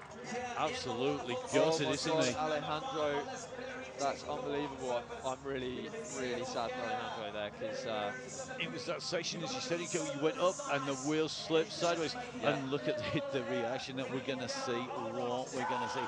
So Borja Correa has just got himself a chance at now going into either a gold or silver medal position. At the moment, Eloy, well, he is going to be in with either gold or silver here. Yeah. So it's either going to be world champion or silver, and he's got to be pleased with that. Question is, will it be top spot? So Alejandro, silver medalist last year to Borja. If Borja can make 60 points, Here we go. Actually, no. Borja can't. Borja needs. He can't win. Borja can't win. Even if he makes 60, that's it. Borja's going to be second or third. Which means it is going to be the World Championship, isn't it? So yeah. That was one So Eloy. Wow. And it came down to those points, hasn't it? So this is almost now going to be about salvaging some pride. He may not be able to defend it, but he could be in with another medal. He's not going to give it away, is he? No, absolutely not. I think he's going to be going, well, second place is still very insanely impressive. Just to make the final here in the World Championships. People train their entire lives, never even make a semi-final, so to be here riding the finals is absolutely incredible. Come on, this Borja. is that move. Yes. Sailing through. Come on. 49 seconds left, halfway through the section. So he's currently behind Montalvo. He's got to keep pushing here. Yeah, he needs another 10, 20. Oh, just. So he's got to get through 4B there. There he's through. He's not hanging around. He's got 25 seconds to go. He needs this gate. He needs this gate to jump, I think. Oh! Slipped, it's gone. 40 points. Now I believe that's going to go back to count back. Does that mean, oh, both on 260. If it goes back to the previous, then it will be Borja in second. But for the moment, our scores are showing us Alejandro is second, and Eloy is our new world champion. Wow. Absolutely incredible. Incredible riding there from all of our riders. I don't think he can quite believe that his championship has just ended there with that, because that move cost him, and it's cost him, and it's all come down to the very final sections, hasn't it? And it's come down. This is the medal. You can see how slippery the rocks are. It just shows you, like, you're slightly wrong. It looked like he was in the right place to me, and it's gone. So it came down to the finest of margins here, and I think there's still a little bit of disbelief in here as Eloy Palau becomes our 2022 UCI Trials World Champion in the men's 20-inch elite. Behind it is, we get this down as being Borja in second place with Alejandro in third. That is subject to confirmation, because of course that is all got to be checked and ratified by the commissaire team, the race referees here. But look at this, I mean, superb riding by all of the competitors, but incredible. But Eloy really winning it on that last final move. That was super exciting. And this move here, huge gap, pin in the front wheel. Absolutely awesome riding there by Lau. I'm absolutely made up for him being world champion like that. He fully deserves it. Fantastic riding. I mean, to come back, like I said, he had a really bad. He quite literally got blown up. Him and Sergio Longueras. So yeah, to come back from that a bronze medal last year, really affected. He couldn't move his left hand properly, or his right hand, sorry, for quite a long time. His fingers were all torn apart. They weren't sure if he was going to be able to ride again, and here he is, world champion. Well, I wouldn't recommend it as a route to get to a world championship title for anybody by any stretch of the imagination. You see something out there out and riding, don't mess back. Now here we go, confirmed for the points on there with Eloy up at the top of the standings, and it is going to come down to those final points. We're just going to get that double checked on the way through. That's what the timing systems are saying. A bit further down from the top three, Charlie Rolls in 4th place. Then Thomas Peckhacker coming through in 5th position, with Samuel Latti coming through into 6th place. So that was very spectacular. We're going to go over in just a few moments and talk to our winner, our new world champion.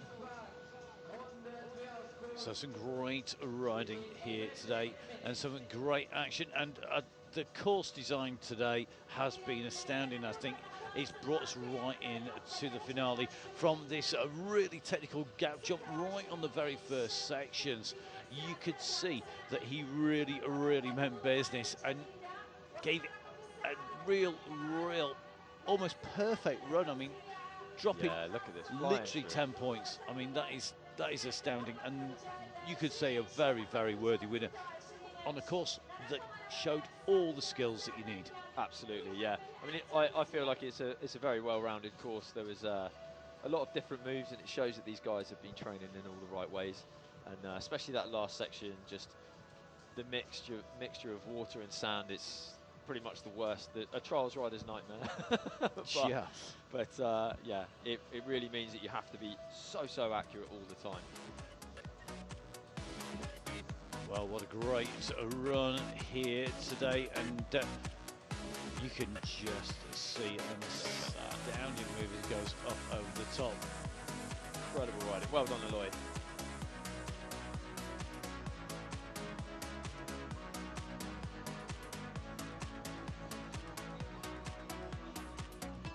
So a man who did an astounding job out on the course.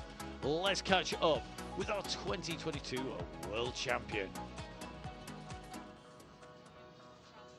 What a final to become UCI world champion here in Abu Dhabi.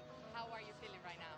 Honestly, I'm just like flying, or I never had this feeling before. It's amazing. It's the thing that you work years and years, and someday maybe yes, maybe not, you can achieve it. So yeah, it's crazy. I don't know. I'm feeling super excited and super good. You were waiting for 2 more of your teammates to finish the section to know if you had won the champion or not. Your reaction after Alejandro fell was priceless. Can you talk us through, please? Yeah, because the amount of pressure that you feel when you're doing this type of competitions, it's so hard. So if Alejandro did 40, more than 40, he would be the winner. So at the time, it was an easy section, but and at the time that he failed, so it was like, oh my God, this is really happening. So crazy. And finally, Alejandro, what does it mean to be a world champion? To be a world champion, it's a dream come true. It's what you aspire when you start competing. So yeah, it's really a dream come true. Yeah, thank you very much. Thank you very much. Congratulations. Thank you. Well, great to hear from Eli there, our 2022 world champion. And as you can see, we're now competing into the dark. Your top 6, it is going to be Lavati in 6, Peckhacker in 5, Rolls in 4, and then a Spanish clean sweep of the podium, with Eli Palau becoming our world champion. But if you look at those point scores, it really does show just how close it came in to the end. Super close. Just really came down to that last section, and just the pressure's on. These guys rode so well. Just absolutely so focused, flying through these sections.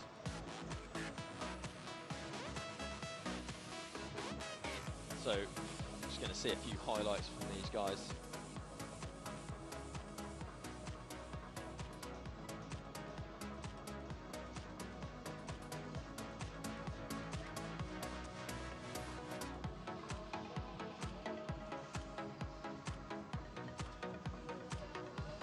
So great riding here, and I think for me, watching the variety of surfaces, watching the riders excelling in different parts, it wasn't so much that riders, the medalists dropped points, particularly in one section or the other. For me, it was more about the fact that they actually managed to get in there and get through that without burning too much energy on sections that they weren't suited to. Yeah, I mean, it's quite a lot of tension. Like, even when it's almost more tension. It's almost more tension when people are riding so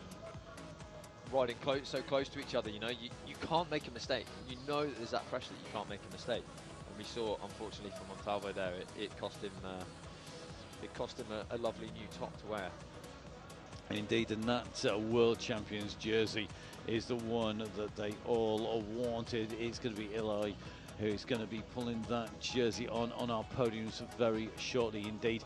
We're here in Abu Dhabi. We're here as part of the Urban World Championships, all housed within Bike Abu Dhabi Festival. This festival here in the heart of this amazing city, in the biggest of the 7 Emirates, here in the United Arab Emirates, in the UAE, and we are going to be crowning our world champion very shortly indeed. We'll see the medalists up on the podium, and it's been an amazing 2 days of competition so far.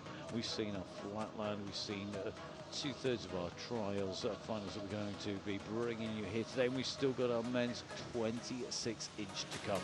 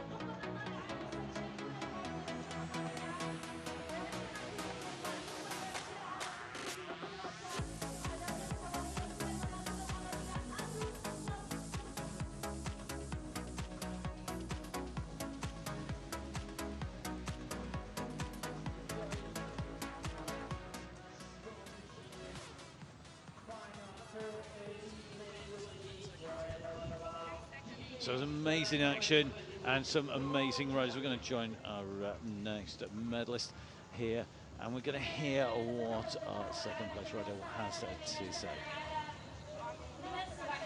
Alejandro, you came very, very close to winning a world title today, but still you're going back home with a silver. Is it happy for you to go back home with this?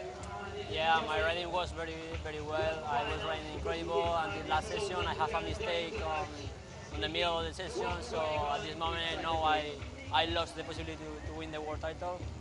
So yeah, to be honest, I am disappointed. Of course, I tried my best. I was very close to get the title, and finally I have the silver medal. Of course, it's a good position. I will come back happy, but at this moment I feel a bit disappointed. If you can recall the entire World Championships here in Abu Dhabi, how does it come for you? How was it in total? It was a very good experience here, first time here. The place is very well, the weather, the people. So we are feeling very comfortable here, and hopefully we will come back here in 2 years. Thank you very much, and congratulations. But as Alejandro says, we are due back here in 2 years' time for the Urban World Championships. In between, we're going to be heading into Glasgow for 2023 up in Scotland, and confirmed result with Borja Conejos in 3rd place, Alejandro Montalvo in 2nd, and Eli Plau in top spot. Now, the 2nd and 3rd places were tied on points, Andre, and it came down to who had been up there and scored the most consistent, the most amount clear of runs. clean, basically the highest score, the most amount of high scores wins. So in each section, Alejandro got 4 60s and a 20, whereas Borca got 260s, 250s, and a 40.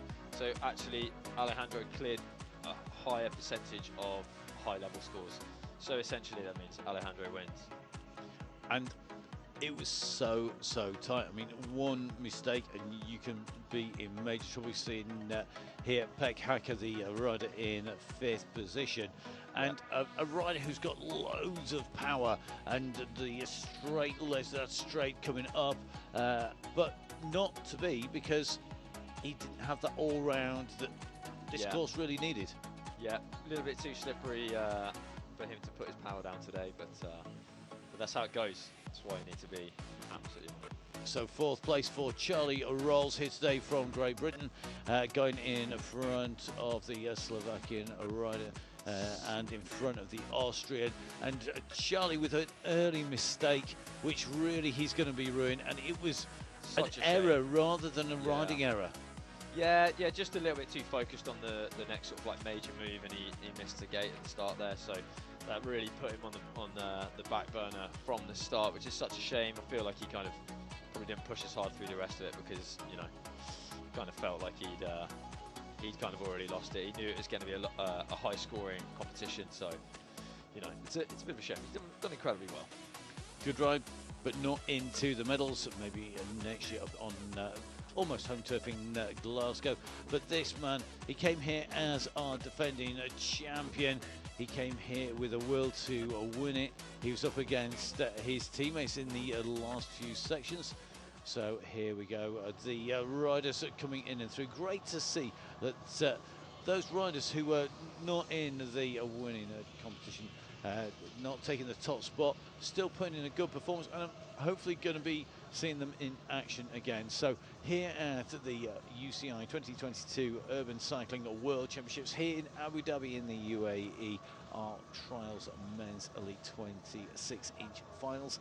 Going to be our next action, and it's straight back on the track. There's no rest for our officials. There's no rest for anybody in the commentary boxes as well. We are going to be heading over. Same format as we go in here, Andre. So basically, there's top 6 riders from qualification here in the earlier rounds going up. So the riders taking part, looking at taking away the top spot in the standings here in Abu Dhabi. So Abu Dhabi, the host city here, the first of the cities here in Asia that is part of the UCI's Bike City and the Bike Festival here, playing host to the Urban World Championships. We've got got, of course, the fantastic flatland as well as the trials, and the trials have been absolutely stunning. And some amazing action, some great crowds, and it's been fantastic here.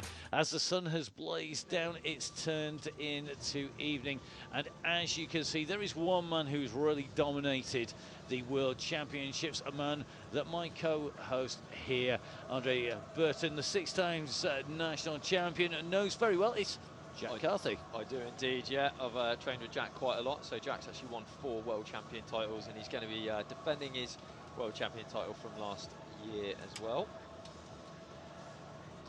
So we are going to be seeing these riders that are out on the course, and let's take a little bit of a look on to the course here as we head out into our Trials 26-inch competition.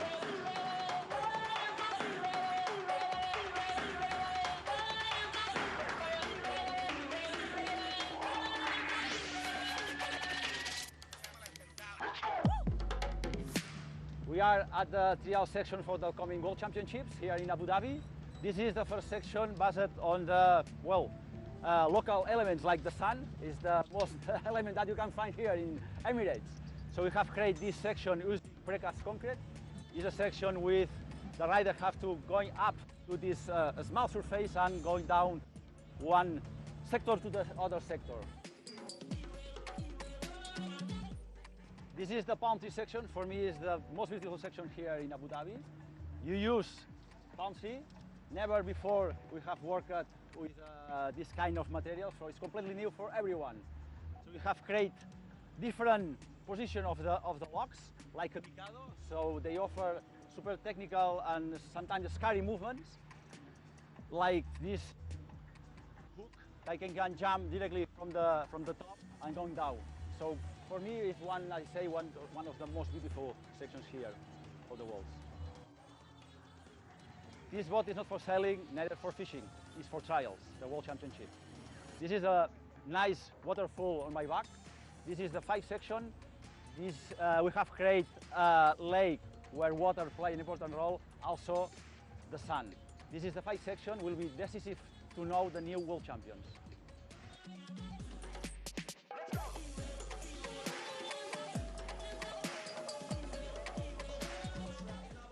Well, as you can see, we have a talented panel of commissaires. Commissaires are basically the referees, the officials who are charged with making sure that everybody not only adheres to the rules, but also with making sure everybody goes through the sections. They have to go in and through between the two markers. Each gate, the entry and exit point, has to be passed through by the bike, and it's an incredibly tough job. It's a job I certainly wouldn't want to do. I'm sure Andre is probably the same view here today. Absolutely, yeah, it's a pretty tough job, and these guys really, really know what they're doing, and they watch incredibly closely all of these riders. So here we go, we've got the start list, starting with in 6th place from the qualification will be Oliver Widman, then Noah Cordona, Danny Boron, Marty Vierda, Vincent Hermant and Jack Carthy qualifying in 1st place. So they're going to come out, the first rider out will be Oliver Widman. In fact, we're going to have a little bit of changeover on the order by the looks of it here. So here we go. It is going to be a little bit of a change around on the order, and that is going to be Marty who's going to take the start first. So Marty up on to the stage here. Yep, so Marty Vierda from Team Spain. He's a really, really good young and up-and-coming rider. Himself and Danny Baron really, really pushing it for Team Spain. They were 2nd and 3rd in the last World Cup. So yeah, they were 2nd and 3rd place in the last World Cup. And then next up we have Oliver Widman from Germany, who's been pushing himself really, really hard. Stoked for him to be in the finals here. We've been training quite a lot together. Captain Smooth, they call him, because he is seriously smooth. Wait until you see him. All right then, look at him getting his zen on there. Absolutely getting his zen on. This is fantastic. Good luck, Ollie. I hope he does really, really, really well. That mental preparation is key, isn't it, here, Andre? I mean, you're being called onto the stage, you're being hyped up to the crowd. So we see our next rider from France up here. Noah Cordona, very, very powerful rider. This guy has got some seriously big moves on him. I've seen him training. He's from Montpellier, down in the south of France. And yeah, he's had some fantastic results. I think he's going to be fighting for a podium position here. Well, that's it. I love your predictions early on. This is great to see. I'm not going to put my name to any of them on the way through. I'm going to rely on your expertise. But we can see it's not just Spain with strength in depth, because France is next rider on stage. Yeah, so we've got Vincent Hermant. Vincent is one of the only rider that is actually older than me on the course. And he's 38 at the moment, and he's been in, I think, pretty much every final in the World Championships. And he's 3 times former world champion as well. So not just a one lucky win, he's literally dominated the field. He's been multiple World Cup winner and French champion as well. Then next up, we have our 2nd qualified rider from the semi-finals, all the way from Spain, Daniel Baron, coming up onto the stage. Danny and Marty have been pushing each other and training hard together. And like I said, he's had 2nd in the World Cups. He'll be hoping that he can, well, maybe Jack will make a mistake, or maybe he can just outride Jack and bring it in, bring that jersey back to Spain. And that means there is just one more rider to bring up, somebody who has won the title 4 out of the last 5 years, also a bronze medalist. 4 years, he lost it once to Sergio Longueras, actually. Yeah, four in the last 5, yeah. Yeah. He very, very narrowly missed it out there in Chengdu. So Jack Carthy just going for his 5th world title. which will mean he's won it more times than any other 26-inch elite rider in history if he wins his 5th title here today. So a little bit of pressure there. Yeah, I'm glad he can't hear you and just ramping it up, although I'm sure everybody's He reminded. He said his goal is a minimum 10 for his career, so, you know, he's setting his sights high. That's some statement. That I is know. Well, some statement. I mean, yeah, he is one of the few people you can see make a huge mistake and really fight his way back. Seen some outriding performances from him. The guy is a different kettle of fish. So, but these guys, I mean, Vincent is incredible, very experienced, really powerful. On these sections, I really think it's quite an open stage though, because it's going to be quite easy if you make a slight mistake. I actually think Jack's going to be under more pressure than if it was, you know, if it was a higher score or a lower scoring round as such. You know, he's going to be under so much pressure and he's going out last. So if everybody's kind of like on high marks in front of him, he's going to be under so much pressure to not make a mistake on these little on moves that he might think, it's not too bad, but you know, he's got to really concentrate. He's going to have to dig in. So these guys are just walking the course. Before, earlier on this morning, they will have walked through, looked at all of the gates, got it all in their head, and then before they start competing, they just have a little walkthrough of each section. And as they progress through the course, as one rider's riding this one, the others will be looking at the next one, preparing themselves for the next section. So you've got to have a really good mental map of what's going on. Interestingly, the one rider who's not doing that is Jack. Jack Carthy from Great Britain, rolling around the sides there, not taking the look at the course, just pulling the moves down the side, keeping there's two reasons for that. One, Jack will have such a mental map of this, he'll know every centimetre of every single beam. So he'll have every option and possibility planned out. He's very, very methodical, but also he's out last. So he's going to get to watch all the other riders go through, and if they make any mistakes, he'll know where they are. He'll be paying attention to everything. But also, this guy trains like 4 times a day. So you know, he's going to be riding so much each day that, you know, he knows what he's doing. He wants to stay really warm. Throughout this competition, he's going to be riding in between each section, really trying to stay warm because he works on a high body temperature. Well, he's going to get that here today. The temperature here in Abu Dhabi might drop, but we're still in the 30s here as we set off. So here we go, Marty on to the course of Spain, the first rider to take to the first distance. Remember, we have 5 sections to go. The maximum score on the way through of 60 in each section. Maximum points for a total of 300. That'd be tough to achieve. Yeah, so this will be very interesting to see. You can see he was going to go for the gap straight across, just decided to drop down. You can see the sand there flying off of his tyres. It's really, it's a little bit like more damp in the evening as well. It kind of sticks to your tyres a little bit more than it does during the day. It's still incredibly warm, like you're saying out there. So it's still quite a big challenge. Just from the sand up onto here. Now, the first really tricky move of the competition. We saw a couple of 20-inch riders earlier on attempt this one. So here we go. Marty lining up. Huge gap. Now the landing is at kind of a 45-degree angle from the takeoff and serious slope. Long way across, but Marty Vieira making it look very straightforward. That is really impressive. Very long gap that. So here we go. Gonna have to try and stay as steady as possible on the back wheel. Line up dead centre of that pipe on the floor. Side up to the back tyre. And lining his way up. Now on a 26-inch bike compared to the 20s, it's much harder to try and keep those axles between all of the gates as you're moving through, so they can't swing the front wheel or back wheel around those markers. The axles have to go dead straight through the markers, and you can see the commissaires there just watching every little bit to make sure, his axle's gone through, the centre line of the bike has gone through. So here we go. He's on 50 points. He's got 8 seconds to get out at the end. Pushing to the front tyre. Marty, first rider out, 60 points, but party we are done. So full marks there on this run through, doing a great job, and very much going to be an interesting battle as this moves on. But he set that marker down, and we're not going to give you an exposure if you haven't watched 20 inch. You're just joining us here at the Urban World Championships.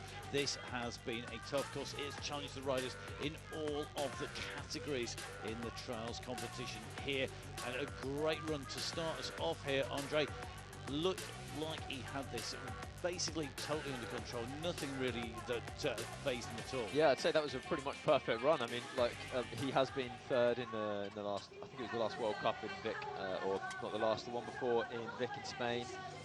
The same organisers as this competition here, and he was third on the podium there.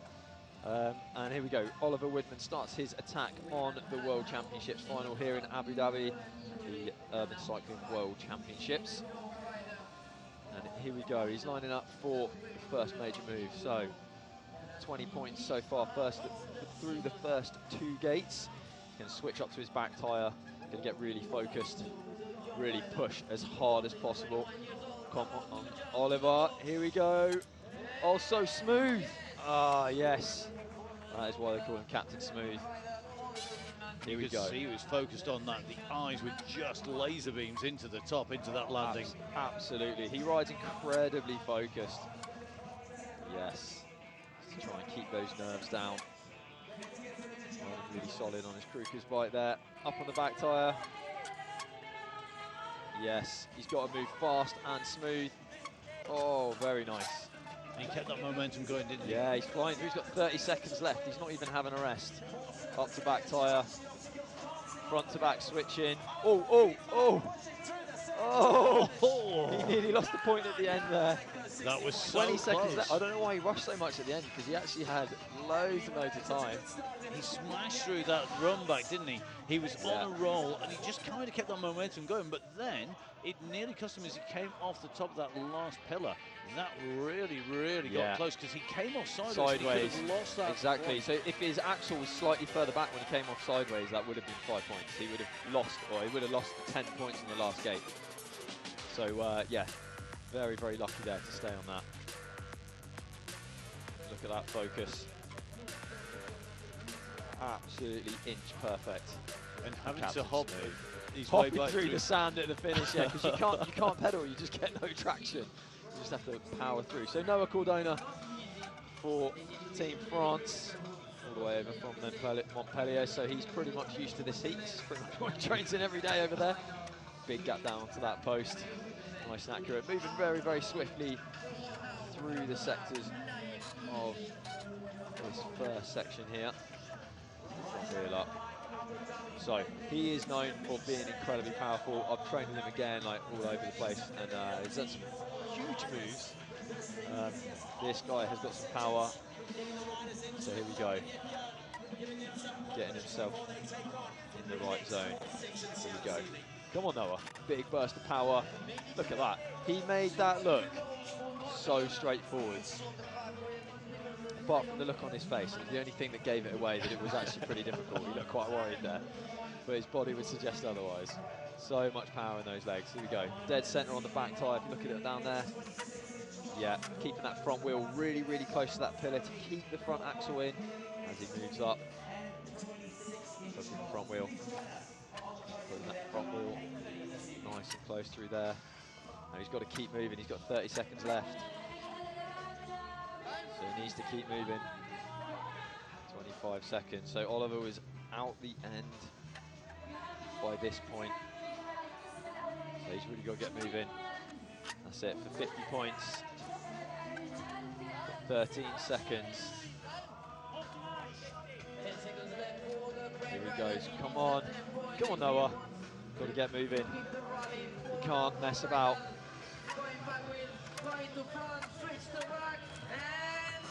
Has he made it? Have they given it to him? Nope. He says no. They've given him 50. He did get out the end on time.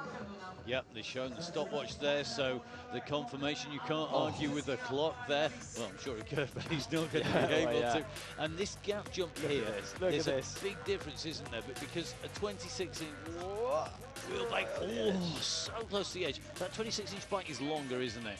So there's a little bit easier to span the gap to get across the gap jump, but it's a downside elsewhere. Yeah, well, the downside is actually that it doesn't necessarily help so much with gaps. It depends on the actual individual gap, because although the bike's longer, it means that the handlebars are further forwards. So you can only actually reach your hands so far forward. So if it's longer, the back wheel technically would be further back. Depends on an individual person's body's makeup. So here we go, Vincent Amant's one of them, well, by far the most experienced rider, I would say, out there on the field right now. So, yeah, he was third in 2021 over in Vic at the World Championships, the last World Championships. So this guy is super consistent, always in the finals. And recently just had a baby as well this year with Perrin, who is one of the top female riders as well. She'll be hopefully back to riding soon. And here we go, nice and accurate now. Vincent making that gap look very, very commonplace, super, super confident. Still riding incredibly well. Here we go, lining up now. How's he doing for time? 40 seconds roughly left. So he's going to need to get a bit of a move on now. So this next bit, you've really got to keep moving. This is where it gets kind of tricky, because actually it's pretty tiring. All the time you're on the brakes, constantly moving, constantly trying to control that balance, control the bike. So he's on 40 points, 20 seconds left. Is it going to be enough to try and get a full 60 points? Here we go, back wheel, down. Here we go, he's got 8 seconds, come on. You can hear Perrin in the background, who is also his coach. Just pushing him, come on, up to back tyre, oh! No, it's going to be 50 points for Vincent, but it's only 10 points off.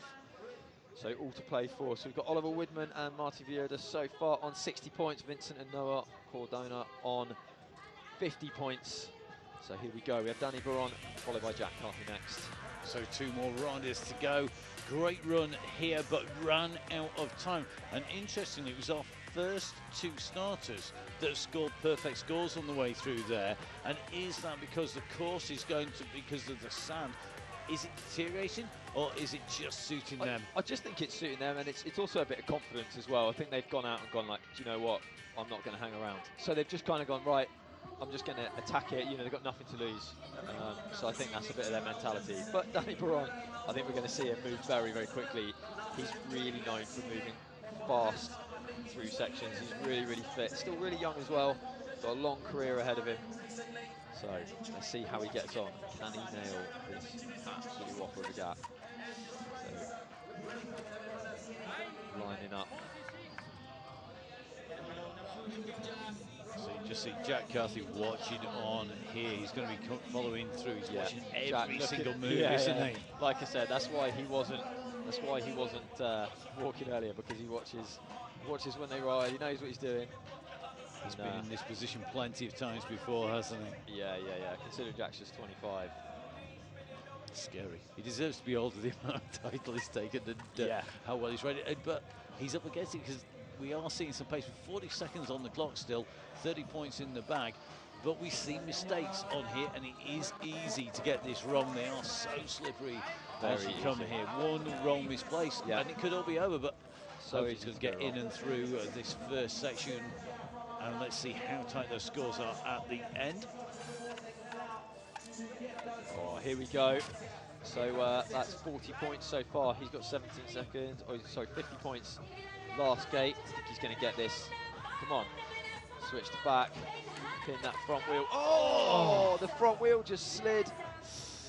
Had a bit of a tumble. Is he all right? He's gone straight into the concrete onto his back there. And his dad's just run over to make sure he's okay. He landed onto that pit, so as he came off, you can see that green pillar behind that just served as the take-off point to see here.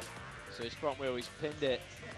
The thing is there, so what he's done is he's pinned it, and then to try and to give more space for the back wheel, he let the front brake out slightly and then pulled it again. And because he's not on the edge of it, he's actually on the top of it at that point. When you pull the brake, it's just slid forwards. So he's lost friction. So 50 points. So 2 riders so far on 60 points. Let's see what Jack can do. already through the first gate.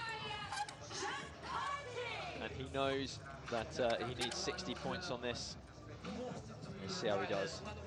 Now, he's going to be under a lot of pressure to not go wrong here. This is interesting. I thought he would have tried and gone straight through for the gap. Up to back wheel. Straight across. All right, here we go. Hold it together, Jack. Come on.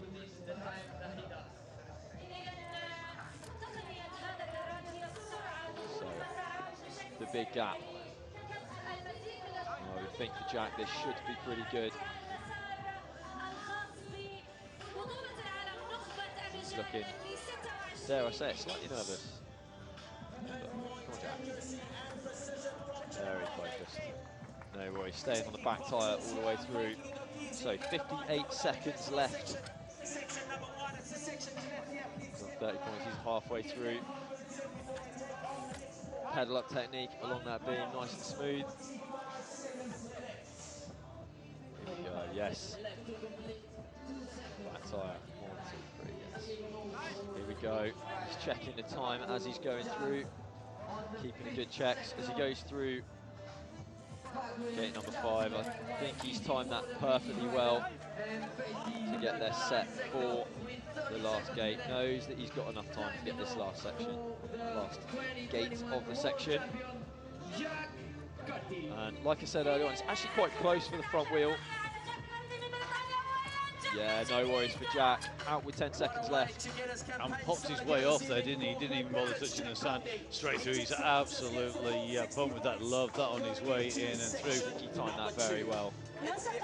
Very well indeed. So, 3 riders all on 60 points. So a little quick look back at Jack's run there.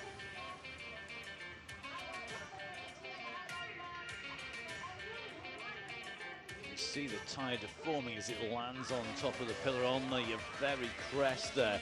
Yeah, so quite often we get people saying, like, oh, your tyres look really flat, but actually they're not really that flat. It's just the fact that we're riding on little tiny points. So of course, instead of the pressure being spread out over, especially 2 wheels and on flat floor, we're on 1 wheel and on a tiny point. So it compresses in. So all of these tyres and bikes, everything is specific for trials. So the sidewalls on these tyres are super, super thick, so they massively reduce the risk of pitch flats. So hopefully you don't get so many punches. So here we go, next rider out and onto section 2. So very first rider. So Marty very quickly in 10 points on the scoreboard already. Let's see how it goes on this, Andre. He's got to really keep this together, but he did a great first section, didn't he? He did, yeah. He was riding really, really well. He knows that on this kind of course, if he keeps his head together, I think he's capable of a very, very good result. Now that move there, you can't see from this angle, but from the other side, that rock is like a couple of centimetres wide. So you have to be absolutely perfect on the top of that. Absolutely perfect tyre placement. And Marty flying through gate 3 as well, onto this really tricky gate 4. So he's going to be going up to back wheel on this upslope rock at the bottom, throwing his way over to the left-hand side. See Jack closely watching there in the background as well. Back wheel. Oh no, Marty! Oh, that just shows just how easy it is. Just a slight misplacement of the front tyre. That is such a shame for Marty there. Oh, mate, feel for him there. You can just see landing heavily there, just putting the bar plug back in the end of the handlebar. There, all the ends of the handlebars are plugged up. Yeah, you can have a really nasty injury if you get that in you. You know what? I used to ride about bar ends, and after seeing the crashes yesterday on this rock section, and there was like Julian Sainz, who was second in the World Championships last year. He fell yesterday really badly, and if he didn't have bar ends in, it could have been even worse. He had to retire, unfortunately, because it was badly injured enough. So here we go. Oliver Widman starts section 2, hitting that front tyre on the first gate. Riding round. This is a big overhanging pedal up. What you can't see from this angle is actually it's undercut on the other side. So it's kind of shoulder height, about 1m45, 1m50 high. Straight into the centre line of that rock. Saw a couple of people in the semi-finals just flying off the side of that rock. Not a lot of grip. It's been very, very, very accurate. Here we go. So front tyre, there we go. You can see from this angle, he's got to get, as he switches up through here, just watch his tyres. He's got to be absolutely inch perfect on this. He's got to just shunt onto that and then drop straight through. Nicely done, Ollie. Smooth as you like. Here we go. Another hook, putting that front tyre right over. Light work of that gate. 30 points so far on this section. Now, if he gets over this, he will overtake Marty so far. Up to back wheel, puts his front wheel over. Now, he's a left-footed rider. So, as you can see, he's put his foot down. He's just trying to compose himself, there was control a himself. little bit of a move of the foot there, wasn't it? You're not meant to move that. Would get penalised. He's on So 2 red lights now. You can move the foot, but you can't lift it and put it back down again. So you can see on 2 red lights. So the first one was where he hit his pedal. The second one was where he put his foot down. He can twist or slide the foot slightly if he's kind of controlling his balance. But if you lift it and put it back down again, you get another point. So here we go, 40 points. So he's overtaken Marty Vieda so far. 10 points ahead of him there. Oh, and he's flown on that last rock. Oh, Oliver, that's huge. Huge. This guy's an animal. Come on, Ollie. I think he's ruined that foot down though, isn't he? Because he's pleased he got it back afterwards, and he's got right the way through the section. They're only dropping only a few points. They're only dropping 10 points. He goes into lead, so it's 110 points in total. He's got Marty behind him on 90 points, but still 4 riders to go. And here we go. We've been up on to the top very smoothly over there, but you can just see just how much power he's having to put into this. Yeah, so he's got a really, really cool style. He's got what we call a 20-inch style, a 20-inch technique. So when he pedals at something, he basically compresses at the last moment, and all the power comes from the last quarter of a pedal stroke. So as his good foot comes in, he lifts and drives with it all at the same time. Whereas most of these other riders, especially Noah, you'll notice he actually lifts half a pedal stroke earlier, just there. He lifts half a pedal stroke earlier. It's a completely different technique. So it's a very different way of riding. Most riders can do a degree of both, but they'll definitely have one favoured technique. And of course, on a 26-inch, you're going to use that technique more. Yeah, you can see that absolutely spot on onto that tiny little piece of rock. So here we go. Noah needs to try and get as many points as he can in this section after missing the last 10 points in the first section. Here we go, I will. So through to gate number 3. Let's see if he can get it. Now he's right-footed, so it's a little bit nicer for him. Here we go. From Montpellier, has he got it? Oh, just overshooting it. Now it's really interesting that we saw that it was difficult for a left-footed rider, but I kind of thought he would get through that. But just sliding out. So 2 points, that's okay. He's only lost 10 points. So scoring 30 points at the moment. He's got to keep on scoring. He's got to keep on moving. He's got to overtake Widman. 110 points for Widman. Yeah, so if he can just hold that there. Yep, switch the bag, and then he's got this one last huge move. This is really, really high. Don't think you can tell on your screens at home, but this is such a huge pedal up. The bottom of that rock where his back tyres landing is literally the height of my shoulder. It is massive. So 50 points for Noah Cordona there, so he's just behind Oliver Widman, just by 10 points. Fantastic ride in there from Noah Cordona. Just that one gate number 4, giving everybody. Sorry, gate number 3, giving everybody a bit of a headache so far. Be interesting to see how these next guys get on with it. Yeah, and you can just see the frustration creeping in. So it's all about keeping your cool, but maybe it's time for an experienced head. Here we go, talking about experienced. One very experienced person is Vincent Hermance, who has been at the top of the trials game for eternity, I think. It just feels like it's time to get old, mate. I think when I started riding, he was already world champion, actually. Here we go, back wheel and across. All right, so come on, Vincent. Really experienced, really, really strong rider. it's really quite incredible that he's managed to keep up with this kind of new school as the sport's evolved and changed over the years. He's changed his techniques and styles, managed to keep up with how the sections are built now. Perfectly up onto the points. His first Gate medal. number 3, there we go. There you go, first medal back in Leger at 2004. 2004 in this competition. UCI. So that shows you the UCI World Championship 18 years ago. There you go. Nearly as well. Oh, look at that! Now that's experience. He felt the front tyre sliding and just lifted straight away. Just instant reaction. That is experience. Just like, go. He knew his momentum was forwards. He's just got to lift and get through it. Really swift front to back through the first part of gate 5. Now this is 5B. So actually, although you see these little tags, each one is labelled. It can be 1A, 1B, 1C, or it can be just one. So he's gone through 5A, which is the rock before, and then this rock is 5B. He has to complete both without putting feet down before he gets the points. Oh, yes. Well done, Vincent. Big move there. All right, last move. 20 seconds left. I think he can get this. Come on, Vince. Big move. Yes, straight up on top. Muscles it through. 10 seconds left. Another 60 points for Vincent. So for the time being, he jumps just ahead of Oliver Widman. Nothing in it so far between those two.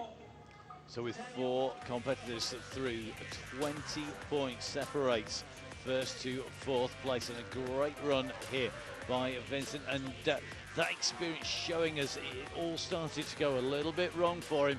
It was an instant reaction, wasn't it? Absolutely instant reaction. I mean, to have that kind of reaction does take time to build up. And next up, we've got Jack Carthy in just a second.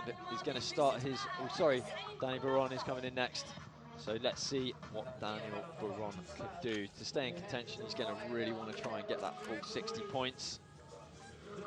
Already dropping 10 points on section number 1, so Exactly. he's got to get it in here. He's got to make this count all the way. He won't want to drift any further off from that lead. No, absolutely not.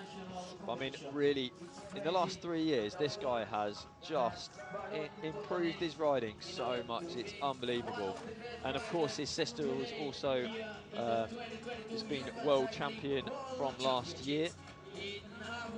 So Vera competing in the women's category as well, and they train together and push each other all the time. Great influence on each other. Yeah, I bet that's a real interesting family dynamic between the pair of them. You've got to think the family gets a bit annoyed with bikes, do you know what I mean? I bet the dining room Here we go, table come on, sees- Danny. Oh, he was so close. That was a really interesting way of doing it as well, throwing his bike round to the left to try and keep the pedal high. Nearly made it, but so now he's going to be aiming for the 50 points. He's lost the points for gate number 4. Sailing through 5A there, onto 5B. This big point. Now he's got to get the front tyre slightly to the right hand side. There's a little point. See it there, he just got that perfect. You can't quite see from that perspective, but that's actually a little bit taller than I am, so it's probably about 6'6", about an inch higher than me. It's a good job you can't see him 6'5". against the tape measure, that's for sure. That's Right, like your go. tape measure. He nails that last bit on the way through there. 50 points. Very nice. 100 points in total. That puts him in 3rd position with 1 more rider to go.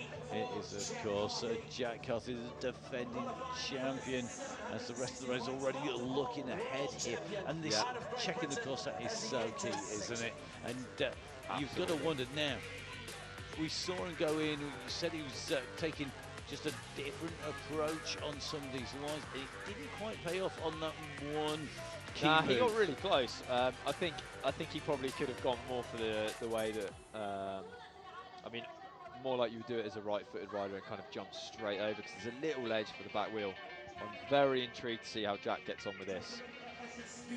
So here we go. Jack doing a slightly different approach to the other guys, going at a bit of an angle and turning up through those markers. So 30 seconds through his time, moving pretty swiftly, and here we go, he's onto this tricky corner move. Now he's a left-footed rider, we haven't seen anybody clear this move just yet. So come on, Jack. He knows that if he can get 60 points on this section, he's going to be keeping a very nice... Oh, he's put a He just touches pedal there. So what he's done is very cleverly, he knows that putting a foot down there and getting set perfectly and moving on is worth it. But 50 points, if he can keep 50 points on this, doesn't matter anyway. But he does need all 50 to go level with our leader, so he's got to get it right from here on in. Yeah, it's going to be very, very tight. Like I said, going out last, he knows that he's got to, what he's got to do, he's got to keep up with everybody else. So he's got to get this last move. 30 seconds left, so he's ahead on time, a little bit faster than everybody else so far. And this massive pedal up, making it look like a curb. Just straight out the end. There we go, big lift. Yeah, that's Kenny Belay, 4 times world champion there in the background as well. He retired competing a couple of years ago. and Kenny, and a real legend on the scene, isn't he? He's one of these people who just knows the sport inside out, and not just a multi-time but world champion. I mean, he's got so many medals. He's probably going to need a whole room for it. Never mind a mantelpiece. I've seen his room, and he does have a whole room for his medals and trophies, and a whole hallway for all of his world champion jerseys. Yeah, I'm not sure how he manages to get up the hallway with his head being that big. You said that. He won't mind. I've known him for a long time. So here we go. Incredible rider. Here we go, Martí Vieira. So first rider we're going to see through section number 3, and we've got this big kicker. So first, he's already through the first 2 gates, clean, 20 points to his name so far on this section. So big bit of power on the pedals, lift, oh, and he just missed the kick off of the ramp there. So this kicker is A, pretty shallow, and B, it's incredibly close to the face of this. So I was wondering when I walked the course earlier how it's actually going to pan out. You can see there that as you try and lift, it just kind of, the wall is so close, that move is so close. Marty doesn't look very happy there. He knows that he's that's 2 sections in a row though, isn't it? Because remember, previous section he only scored 30 points. He had a great section 1. Section 2 went all wrong for him, and section 3 has got it even more wrong once again, and that is... But it's such a difficult move. I'm interested to see how everybody gets on. You can see from that angle just how shallow that kind of kicker is. I mean, it's barely a kicker because it's so close. I'm big up to front. Right, Oliver Woodman starts section 3, flying through the first gate, picking up 10 points, and then motoring through the sand there. Looked like he was riding across a desert there for a second. This awkward pedal up move, hooking the front wheel. Yes, well done, Ollie. Awesome move there, silky smooth. Now, can he get this kicker line done? Here we go, back wheel starting right on the edge of the run up. Big bit of power. Oh, look at that! And you questioned it could be done. He's just made it look easy. Oh my God, he just, it was like he just kind of went, oh, and then he's on top. Fantastic. Yes, so smooth. That was almost as smooth as Ollie in a nightclub. And that is that is not what Marty needed to see, was it, either? No. Marty having failed on there, just to see it being done so smoothly, that is not going to do his head any good. And that is really going to mess with his head. Yeah. If he wasn't already in trouble, that could make a big difference. Exactly, and Marty needs to keep his head together, and that's where Oliver's doing really, really well here. He's keeping his head on, he's keeping really focused, and that's what he needs to do. I can't believe he just rolled up that kicker so well. Well, he's big gap across. Only dropped 10 points so far, remember, in the first 2 sections, so clearly on form, and at the moment, heading the leaderboard. So he's definitely keeping the pressure on everybody at the moment. Lining up. Yes, absolutely, putting in the power. Here we go. So he's back to this, or he's up to this last move. It's a huge hook from a really short run up. So here we go. Has he got enough power? Here he goes. Oh, he just went to pedal so he can get 50 points. It's a solid effort. There's his trainer, Carol Serwin. Life Cycle Trials. So close there. I mean, he nailed so close. The halfway marker, going up and over, and had that absolutely done. We thought that last move, it was so similar as well. Yeah, he did so close. He was so close to getting that last move. I actually thought he would have got it there. But that kicker, look at that. Look at the way he's just He's just eked it up and the front tyre went over just enough to pull the back wheel over. I mean, I can't believe the bike actually even fits on that. Like, that's really good. That was millimetres perfect. There was hardly anything below the bush guard and the chain wheel there was there as he went reaction. over. I think he actually thought he'd kind of failed it for a second. Then went, oh, hang on, it's going.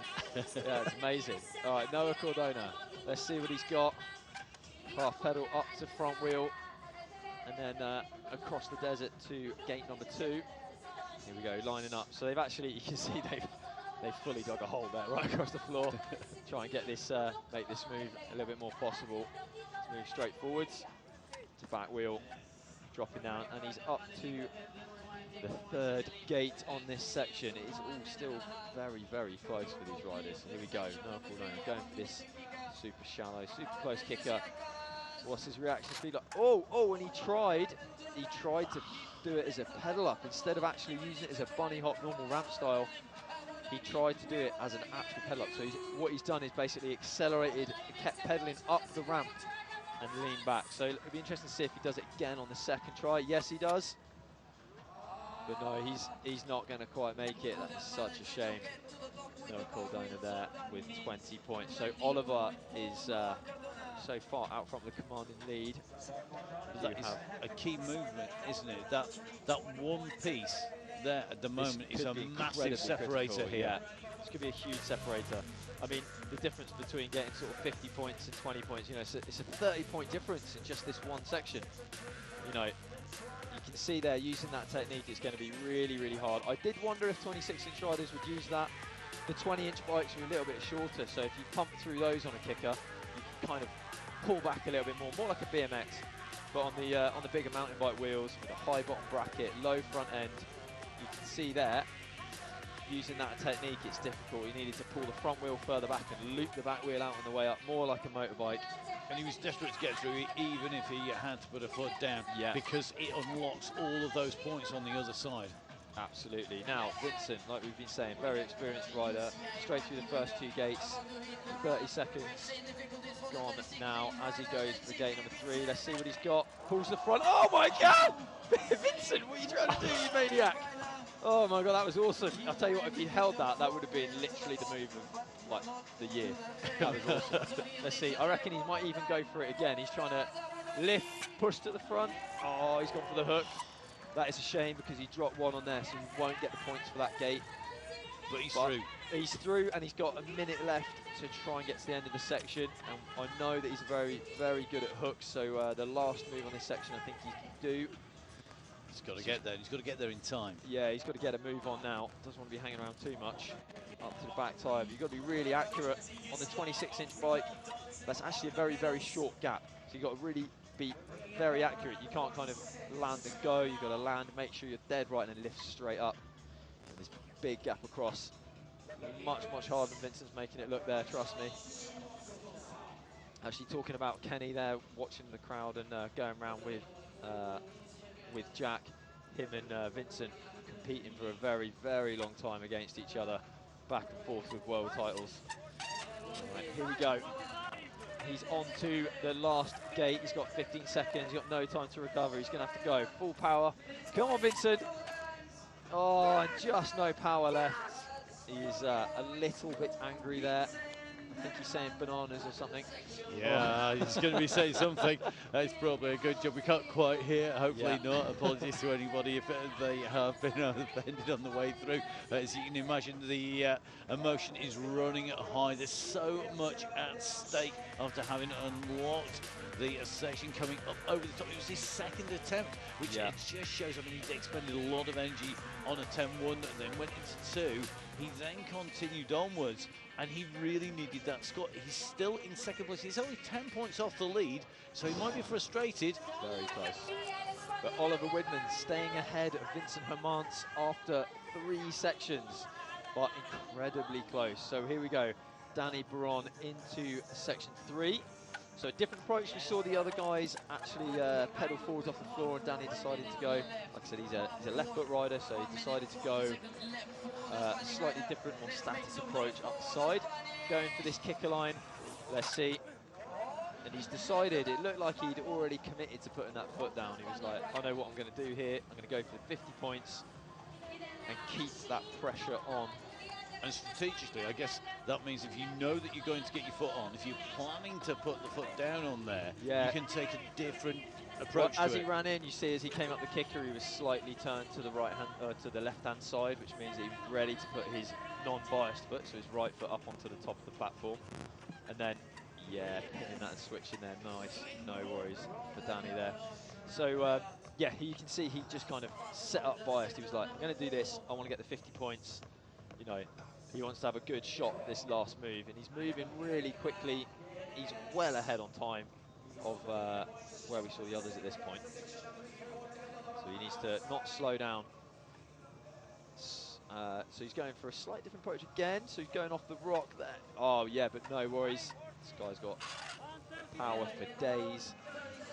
So 30 seconds left. He's 15 seconds ahead of what Vincent had. So he can have a little recovery, little kick in from the sand, and a big rotation. So kick. Yes, he's done it. He levels it, doesn't he? We've seen it done, ladies and gentlemen. So second place, or tied for second place, 150 points apiece.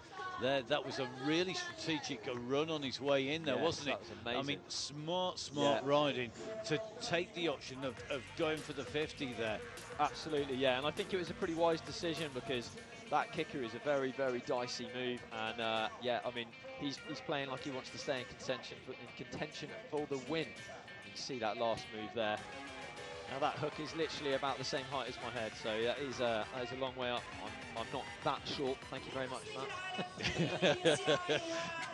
So yeah, it is a long way up. Like I said, a couple of years ago, that would have been world record height. So Jack just pedaling across the desert there as he makes his way to gate number 2. 10 points so far in this section, I believe. No problem going through that. Straight into the kicker and roll straight up. The crowd going absolutely mental. Like, hang on a minute, I looked away for a second and he's just over it.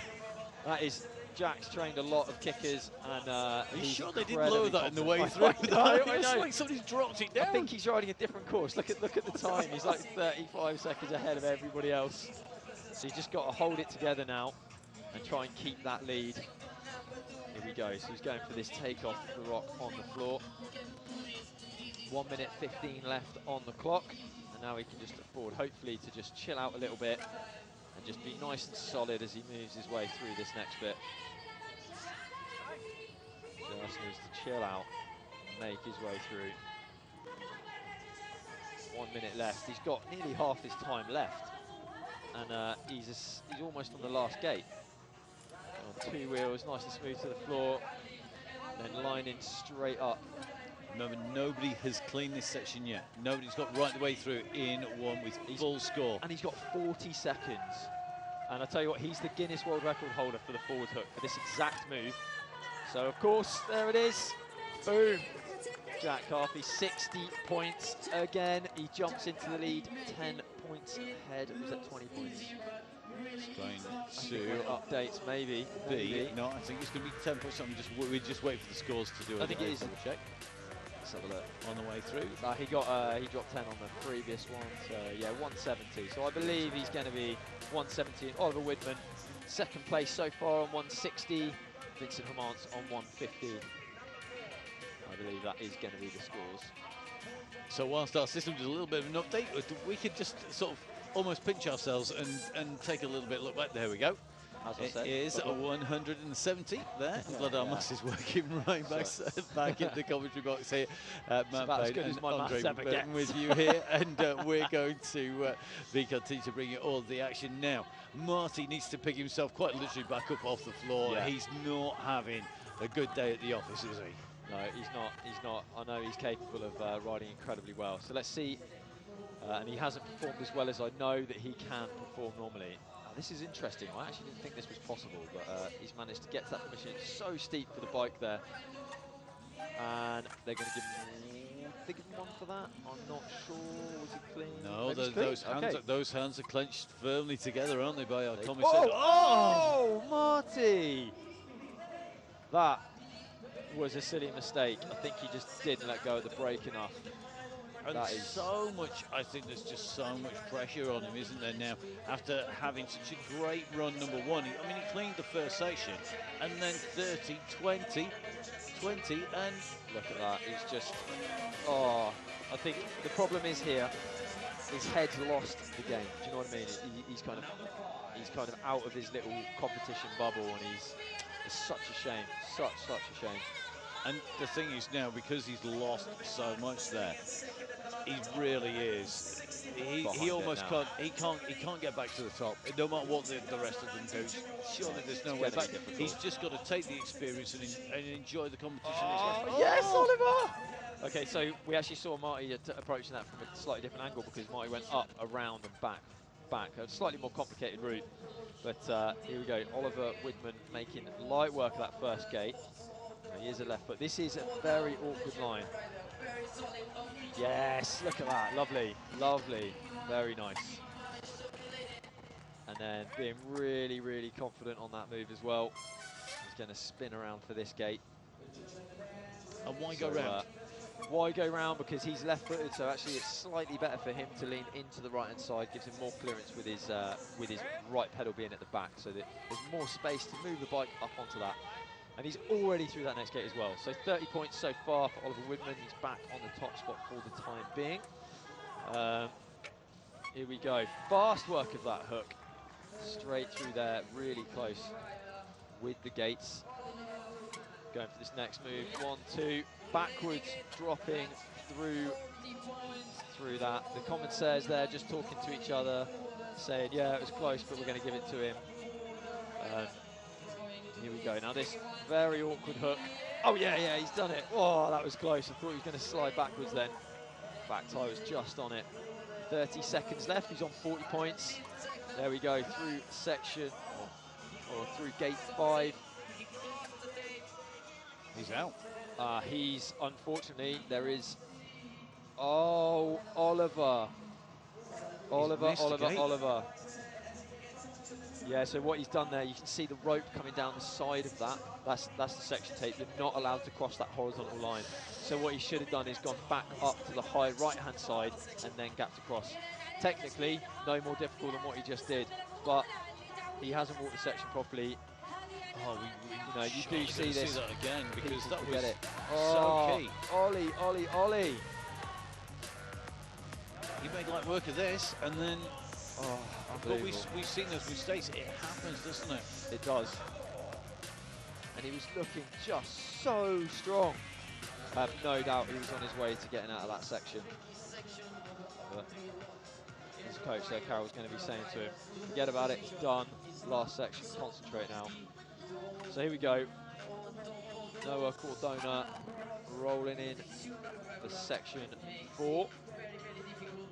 Big pedal up, making it look very simple. Going slightly different way backwards through that marker, and that's because he's right-footed, so it's easier for him to pivot up on the front wheel to the left. And then, of course, on a trials bike, as a trials rider, you could drop backwards, forward, sideways, whatever you want, no problem.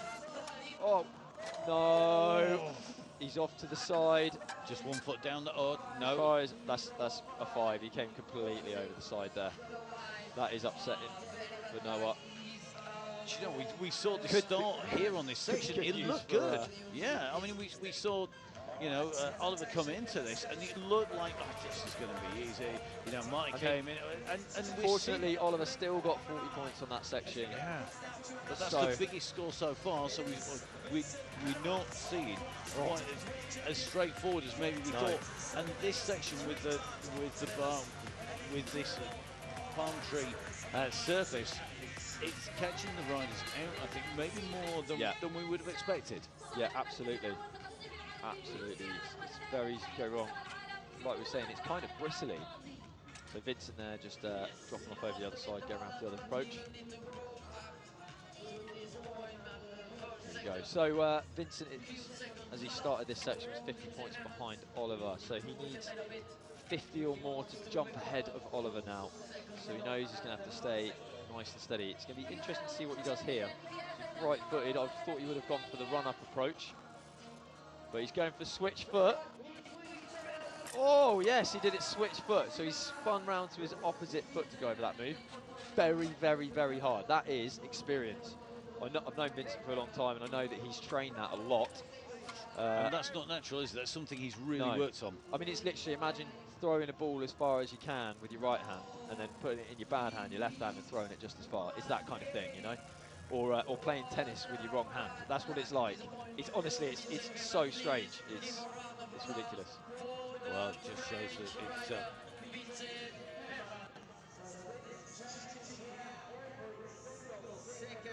Let's see what's happening here. Vincent out of the section. What happened there?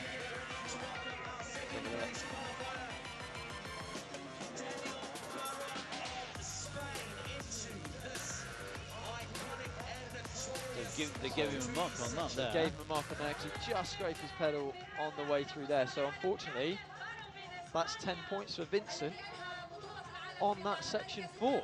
This is really going to chase. This is unbelievable. What's going on? So we've got 160 points for Vincent. Danny Baron's on 150. So Danny knows now that, come on, he can get this. Come on, Danny. And Danny's left-footed. So is Jack. So it's pretty good for these guys, this particular move. So, well, I say that. It's literally commentator's curse. I'm just going to shut up from now on. And 2 points. Now he's there. He's on 3 points. You said this was an easy run. He's on 3 points. Well, yeah. I mean, this competition is suddenly, all of a sudden, it's just crumbling. I think they're just losing it. The heat's getting to them. It's getting cooler. Maybe it's because the temperature's dropping. It's not hot enough. I mean, Danny's actually from Madrid, so it is pretty warm there most of the time. Yeah. All right, here we go, front to back. So Danny so far 20 points on this section. So he's jumped ahead. He should jump ahead of Vincent, I believe, in the ranking at the moment. But he's he's on 170 points. He's just really heading into last chance saloon, isn't he? Because he's got 3 red flags at the moment. There's 3 red marks against him. Yeah, but that doesn't matter as long as he can actually clean the next moves. He doesn't need the points, but he's got less of a backup for these movements. So this one here, whoa, yes, that was lucky. That was very lucky. He managed to hold out very nicely. So this is where Oliver should have gone through this line. Oliver went to the left-hand side. Oliver's going to be kicking himself too. He's just seen that move being done. I've seen that happen a lot. That's why you need to walk the section so much. Really pay attention. And flying up that is a very, very big move to back wheel. Danny just flying up that. He's got 13 seconds left. This is the last move of the section, which will give him 50 points and put him into a solid, I think, a solid 2nd place. Yeah, he's moved up to 2nd, I believe. Oh, great ride from Danny there. So, at the moment, Danny and Oliver both on 200. Oliver Whitman just staying ahead. Let's work this out. So Whitman just ahead because of that 60 points in that first run, that clean first run for him. At the moment, paying off. That's why he, even though he's tied on points, just ahead. Then losing 10 points in every single section. It's Danny Baron, very, very close, and a good run by him. But he's like, you can see, he knows that could have been the top there. But here we go, Jack Carthy, defending champion. On gate number 2 already. I'm guessing, he's cleaned gate number 1. And no worries through that gate there. Here we go. Now, this should be good for Jack. Oh, do you know what? I'm going to take that back. Yeah, don't say a word here. Who knows what's going to happen? We've cursed everything so far on the way through. Look at this. So, straight through front of that. This is good so far. Flying through, 30 seconds gone. He's right the way down the far end of the course, making his way back now through gate number 4. Hooking that front wheel. From that other view, you can just see he's got to put that front wheel right next to the marker. No room for error whatsoever, is there, on that? No room at all. So he's going to do the kind of backwards idea here. Back wheel straight the way through. And the spatial awareness to know exactly where the centre line of that bike is whilst flying through the air, backwards, coming off that when you do tree moves truck like that, you're down. kind of going to back and you look down, look at the marker and you're like, my back axle's there, my back axle's there, and I'm back through, okay. It's kind of, and look at that, holding his balance. And he's just switched the back wheel and flown through. Didn't even need to drop off to the left and come round. So 38 seconds left and he's on to the last gate. This is a really, really big pedal up, but I get the feeling he's going to make it look pretty simple. Yeah. There's only a handful of people that are going to be able to do that move, and he's just casually done it, you know? It's like you said, just out for a little ride in the park. Yeah. It's just, I'm just going to have a little roll through. Look at that. 60 points. 60 points. The man is absolutely Like unstoppable at the moment. Here we go. Who would have thought? A little I don't know, I'm hoping he's breathing hard at the end of that one, because you can just see that's put the pressure on. 230 points now. So a clear lead for Jack Carthy with one more section to go. A 30-point lead going into the last section. So you know, he could just kind of. Now, without giving you any spoilers, because we have seen some incredible things happen in this last section earlier on. Jack Carthy's in the driving seat, 30 points clear. Behind that battle is very close. No point difference between second and third place, the silver and bronze medal positions at the moment.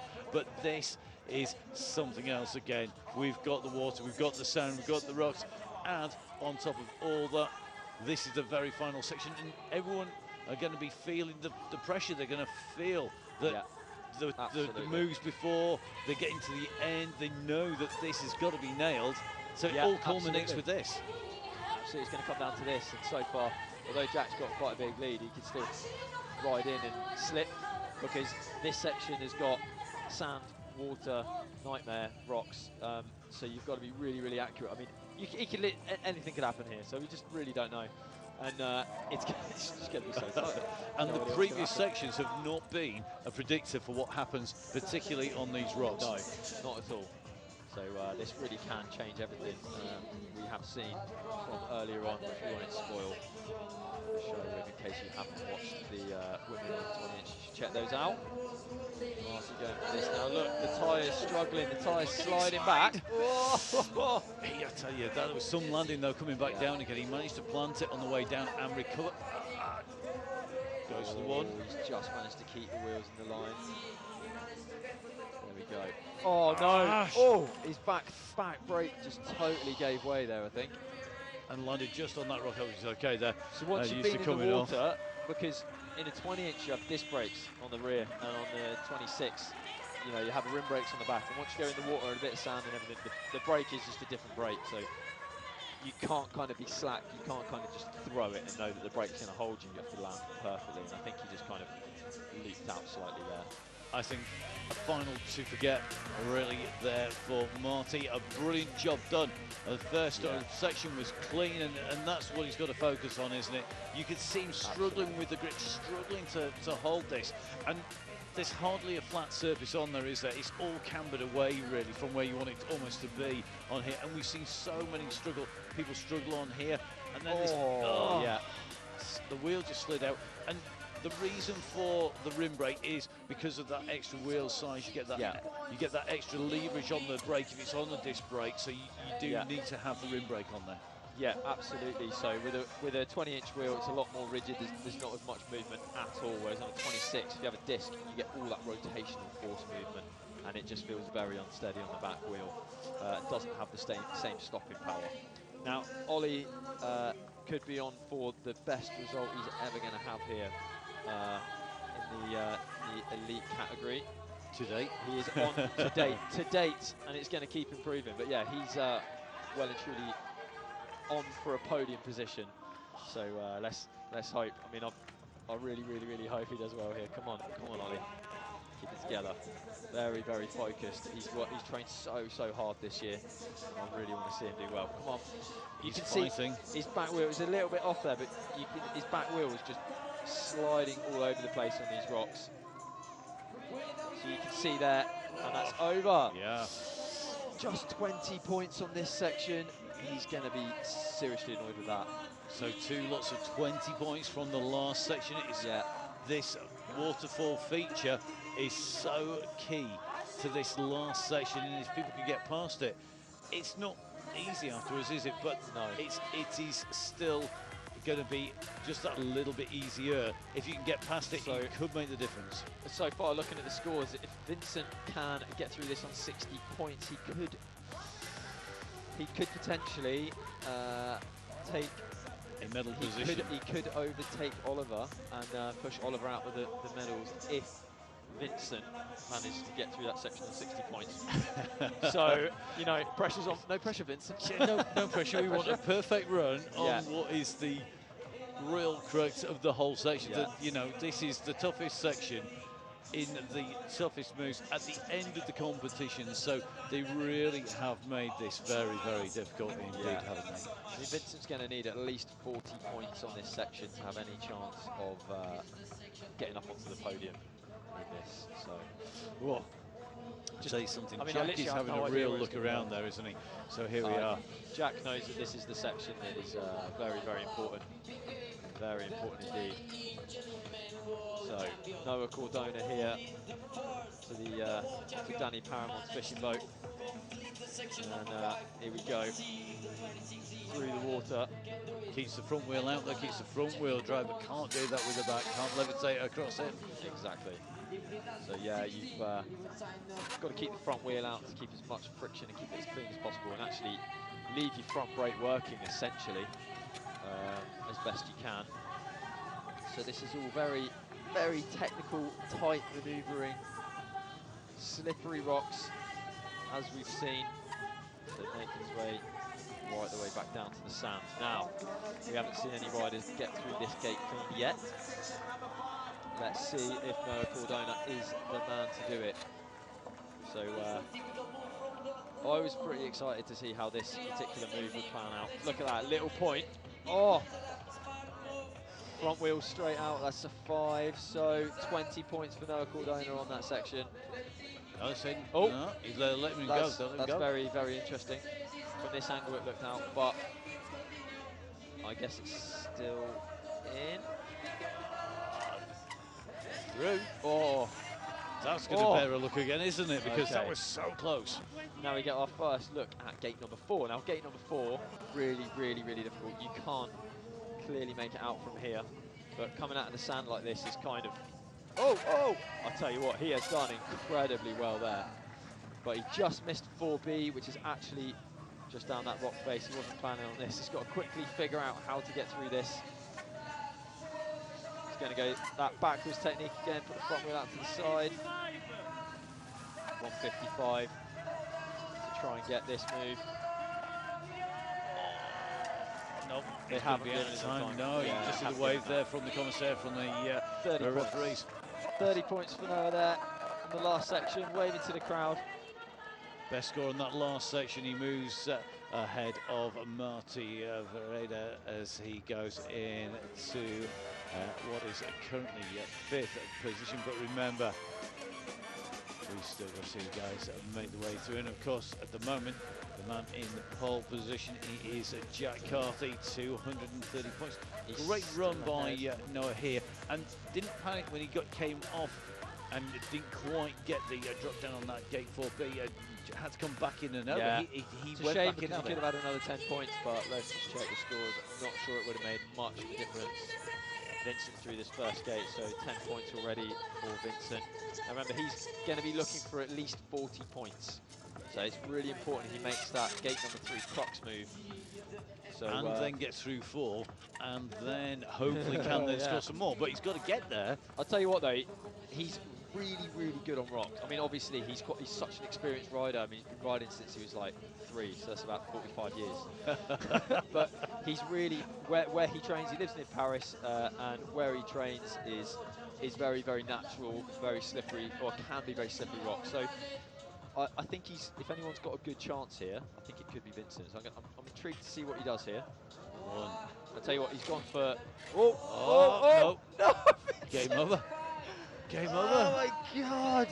He's sat down there. No, Vince. So Vincent, that means Vincent's off the podium, and Oliver Widman is guaranteed a medal today. Which, on a personal note, I'm glad Captain Smooth is in the medals. Yes. Gutted for Vincent there. I am gutted for Vincent. He was in with the chance. He needed 40. He got 20.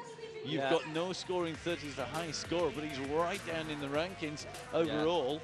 And really now, Danny Barron and Jack Carthy going to be fighting it out. Yeah, I mean, if Danny Barron could have a really good ride here, and then Jack could still come out and go completely wrong, and Danny could be in first place. So you know. It's not doable because we've seen how hard this is. With 30 points, if everybody was completing these sections, you say, okay, it's in the bag pretty much. But they're not. We're seeing 10s, 20s, 30s.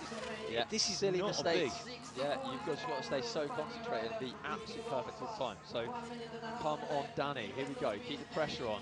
He knows he's going to get a medal. What colour is it going to be? Can he win that rather nice white top this year? Here we go.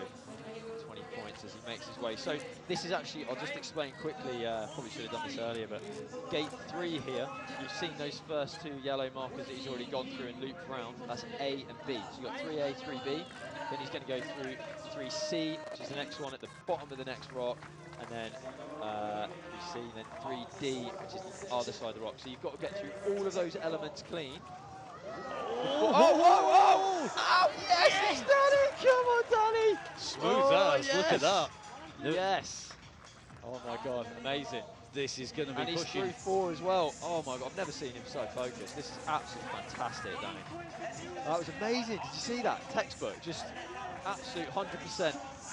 Commitment, look at this. 50 points. 42.50, it's racking up here. Can he clean this on the way through? Can he get 260? It's going to put the pressure on Jack Carthy. Yeah. Here we go. Hook into back wheel. This huge gap across to the front tyre.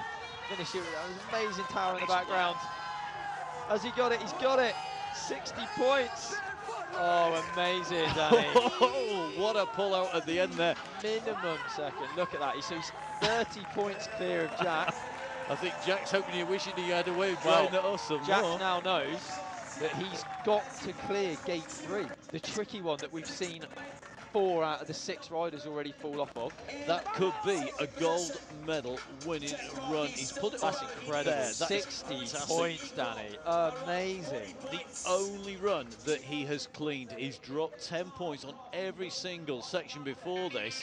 And yet the through one here, the one that nobody else has got through yet, 60 points. I mean, so this random. is absolutely brilliant. Absolutely brilliant. So, Jack needs to get through that incredibly difficult line. That is amazing. Absolutely amazing, Danny. He is just absolutely on fire. Come on. Here we go. So, yeah, 30 points. 30 points.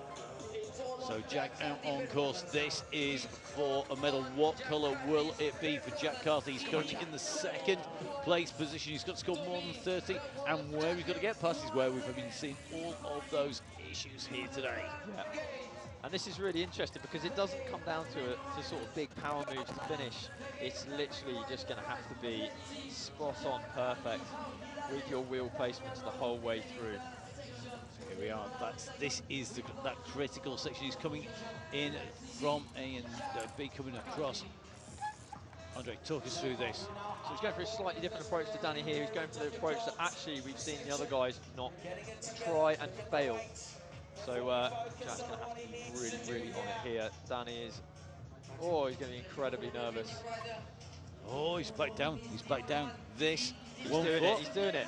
I wondered if he might do this. So he knows he's going to give away points if he to can get over through the this, top. If he can get through this and get through the next markers. But he's so out of position, surely. This is really, really tactical riding, isn't it? Very, very tactical. He wants that jersey. Now, if he can clear this gate now. He's 10 points off. He's got 360 points in the bag. Yeah, so he has to clear this to win. Oh, this is nail-biting stuff. It comes down to this. He's hesitating. Okay. He's giving away another one. He's trying to scratch out the win here, and he's doing it. I think Danny Moran might be. They can hardly watch. It's down to this. He's on 4 red He's marks. got to clean this gate. One more touch, he's in trouble. And that's 30 points. It's going to be Oh, another oh my one. God, Jack, did he just get 40? He cleans it on the way through. Oh my God, What a Danny! win. Oh my God, that was an up and down. Oh, when we went bloody hell. Well done, Jack. Oh my God. What? I told you 10 times he wants. That's He his wants fifth. to, that is 5.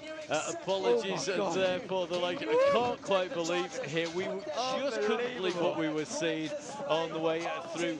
That was some run by Jack Carthy. Jack Carthy had to get tactical. He had to be smart. He played it smart. It might not have been the prettiest run he's ever done, but I tell you something, that means so much to him. And you've got to feel for Danny Barron. He put a perfect run in at the end. He didn't quite do enough to take away goal, but you know what? That was some run to the finish. Unbelievable. So Jack has won more Elite 26-inch titles than anybody ever. And look at this, the last move, just straight up. He's like, whatever, I'm going. Oh my God. That, I really feel for Danny Barron there, because that was the ride of his life in that last section for Danny. He was so consistent. I mean, he scored 50, 50, 50, 50, 60, and he put it in at the end, and then you've got 60, 50, 60, 60, and then a 30 from Jack because of that move over the waterfall. And once he committed to putting his foot down, he left at the last minute. One mistake, he was on 4 reds. You know, that is gambling of the highest caliber there. I wouldn't want to play poker with that, man. Absolutely wow. Unbelievable. Well, Charlotte and his son Miles will be at home ecstatic with that. He's got a little, nearly 5 years old now, his son, which is pretty mad. And there's 8 times former 20-inch world champion Benito Roster saying congratulations. Well, I tell you something, they do know exactly how it is, how hard it is to win, and that was as close as it gets. That doesn't get any closer than that. And you can see. Look at that. Now, just taking a look there, I mean, you can see he's gone through. Now, we're having a 260 showing up on the scoreboard there. We thought he came across the line with 270 on there. It looks to me like he's had 10 taken off, but it doesn't matter because he's got 3 60s to Danny's single 60. So even with that 10 taken off, and that looks like there's been either a recalculation on the way through. I thought he had a 40 at the end. It's taken down to a 30, and it doesn't matter because he scored. He still won. But Danny, come on, like, honestly, both of those two, what a show! And Oliver Widman smoothly into 3rd place. And so smooth initially, and then it all just went so wrong on that last one. I mean, he started up at the top and he rolled downwards on those points, but still managed to stay inside the podium there, finishing some 30 points clear of Vincent Hermans in 3rd place. Yeah, that was absolutely incredible riding. Let's have a little recap of some of these epic moments. Incredible riding from these athletes. And this, I mean, Jack, he started in real style. He absolutely flew around here, and for a winning run, you'd want to put together some amazing runs. And some of these sections, when he came up on to the UCI sections with that big hookup, I mean, unbelievable. He went at it so fast. I mean, it's like somebody strapped nitrox to the back of the bike. It's just a different. It was like just a different section, wasn't it? It was like he was riding something else. Here we go. We're seeing all these moments from Jack. So this is the moment. Look at this. There, straight up, back wheel, drops down, starts pedaling, lifts straight up, and he just rolled up like, I don't know. What were you worried about, guys? This is just... what are you talking about? And there's the hook up to back wheel. Not even remotely not going to make that. Unbelievable. Well, fantastic riding here by Jack Carthy. But I have to say, he made us really wonder, didn't he, as we came through. He was looking so good. He'd only dropped 10 points in the first 4 sections, and it's done so smoothly. I mean, that focus as he comes in, he was riding absolutely out of his skin, but then on to the rocks. Absolutely making things so nail-biting there. And he's going to be, I think, really relieved, but we will find out because we're going to catch up with your champion. It is Jack Carthy. So, Jack, congratulations, 5 times world champion. You've got to be feeling pretty happy with that. Yeah, I'm really happy about it. to be honest, the course wasn't my style at all. The level of it was too small, so I couldn't make a margin. So I thought I'd go old school and try go 2 wheels and even use a few dabs what I had done on me coming up in my career. So I thought I'd do it to these new young uns. So yeah, no, I'm really happy to take my 5th one. I mean, it's my 10th world title in all of them. So yeah, I'm happy with that. I'm in double figures now, so I'm going to keep going.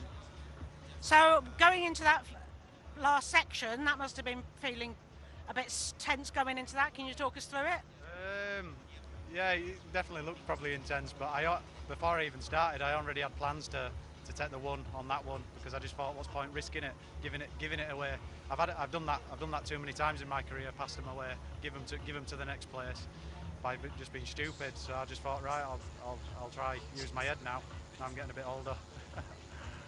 And what effect did the sand and the water in the course have, apart from the fact you say it's a bit small for you?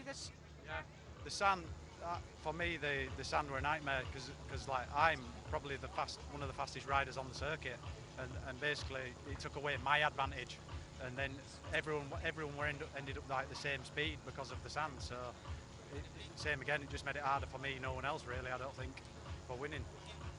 Well, congratulations, and we'll look forward to seeing you again next year.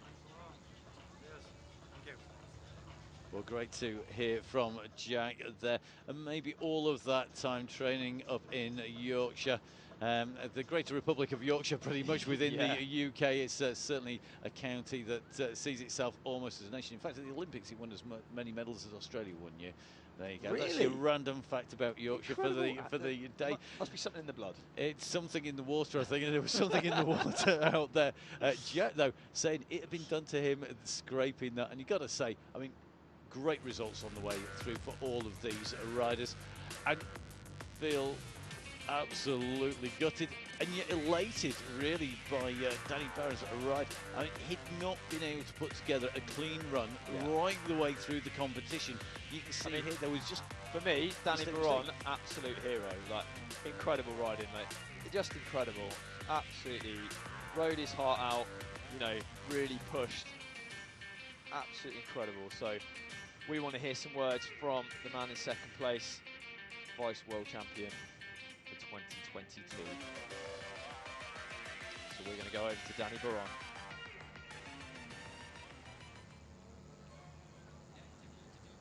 Okay, congratulations, 2nd place.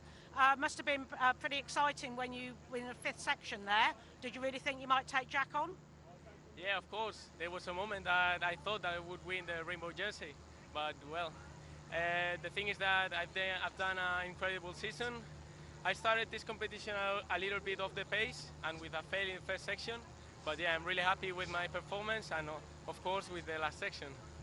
So now you got your 2nd place on the podium. That's your 1st World Championship podium? Yeah, it's my 1st World Championship podium, and even it's my 1st final in a World Championship, because last year I was 1st year of Elite and I was 9th, so I didn't make it into the finals. So this is a great result. Okay, well, congratulations and good luck for next year. Thank you so much.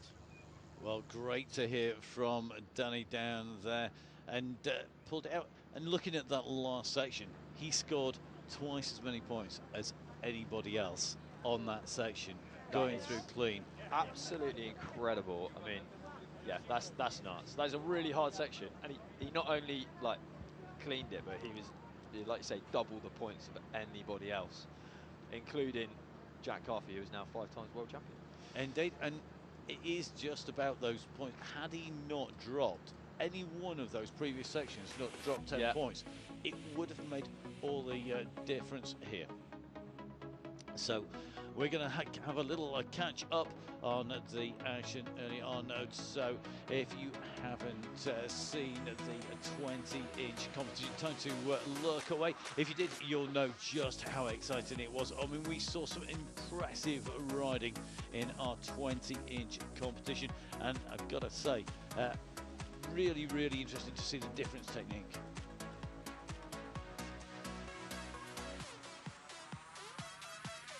Yeah, the difference in technique between 20 and 26 is pretty vast. I think these sections were maybe slightly better for the 20s. Very, very technical, tight kind of manoeuvring. But they did incredible. They did really, really, really well. And Aloy absolutely riding his heart out. incredible for him to be world champion. Great riding, and the elation of that win, and the way he rode to get through, to take that. I mean, he dropped so few points. I mean, it was 10-point drop all the way through on the way through there. Fantastic score. Yeah, that's unbelievable. Only dropping 10 points.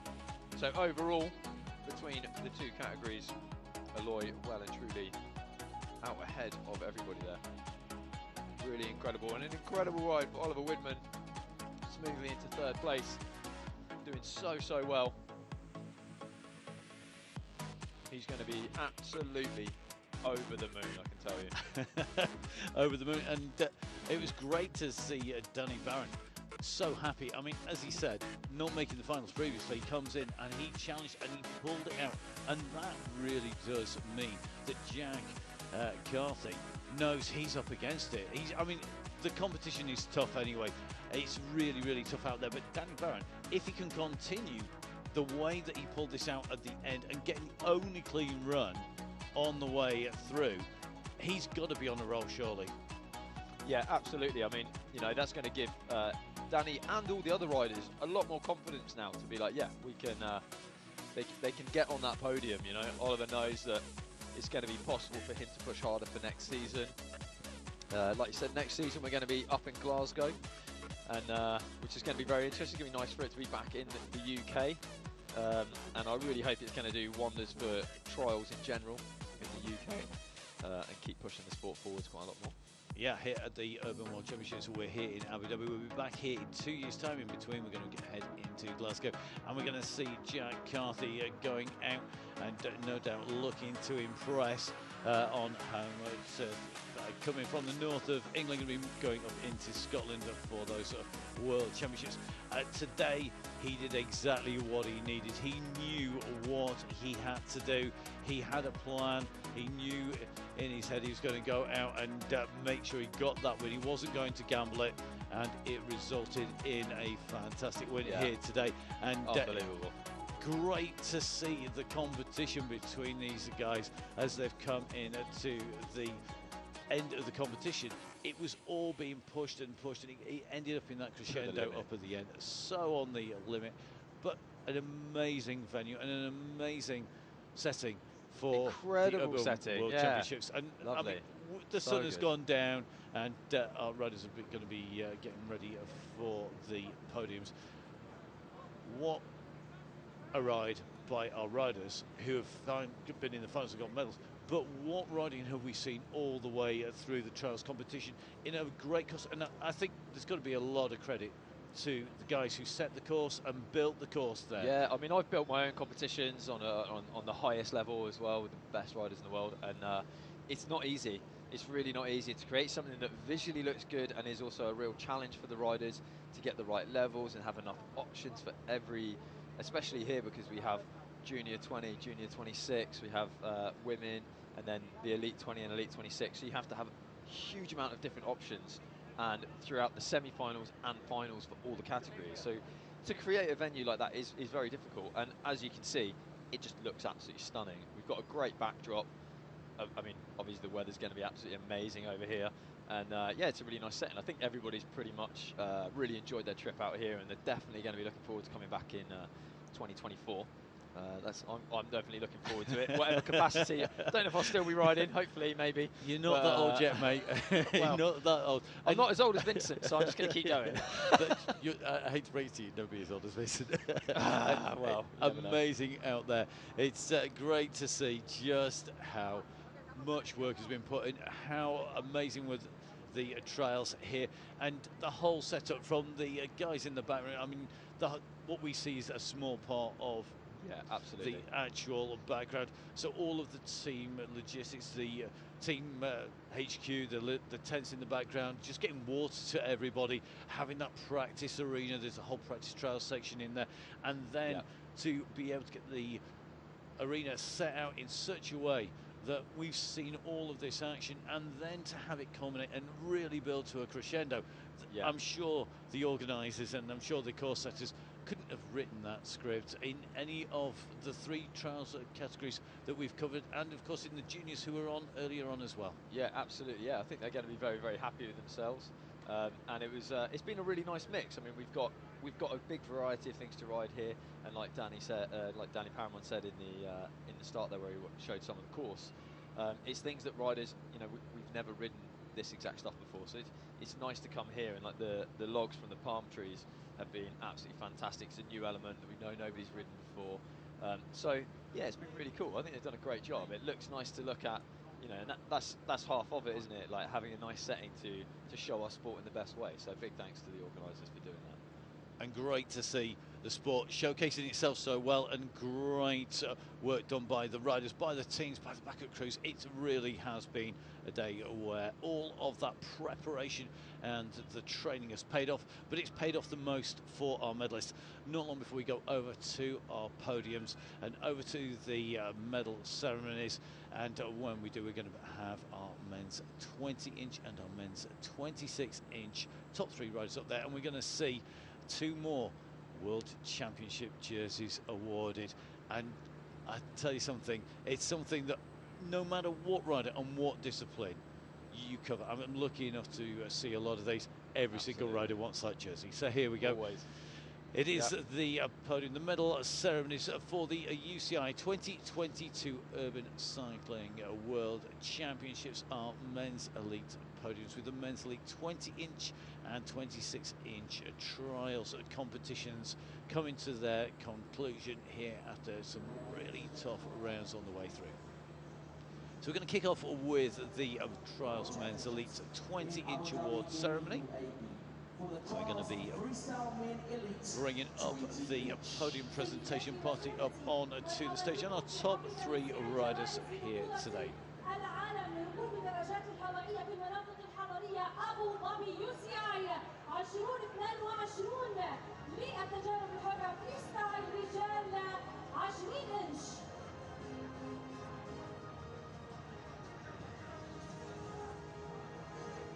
So for some riders, this is when it really does sink in that they've made it, that they've got up on to a medals table and up on to the podium.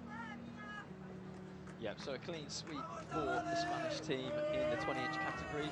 They're going to be very, very happy. The medals and jersey will be presented by Mr. Jose Luis Serov, the UCI Management Committee member and President of the Trials Commission. سيتم تقديم الميداليات والقميص من قبل السيد خوسيه لويس سيريون عضو مجلس إدارة UCI ورئيس لجنة الحكام. In 3rd place and winner of the bronze medal representing Spain. في المركز الثالث والفائز بالميدالية البرونزية ممثلا عن إسبانيا. Boca Conejos.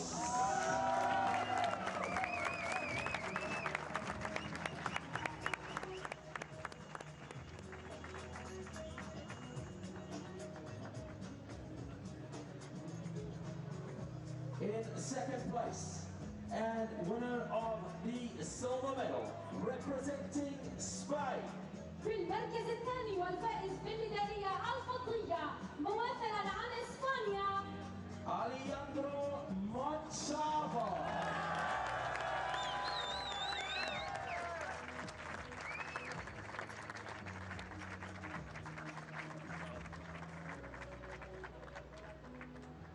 And now, ladies and gentlemen, in 1st place, your UCI World Champion and winner of the gold medal, also representing Spain. في المركز الأول وبطل العالم في UCI والفائز بالميدالية الذهبية من إسبانيا Eloy Payal.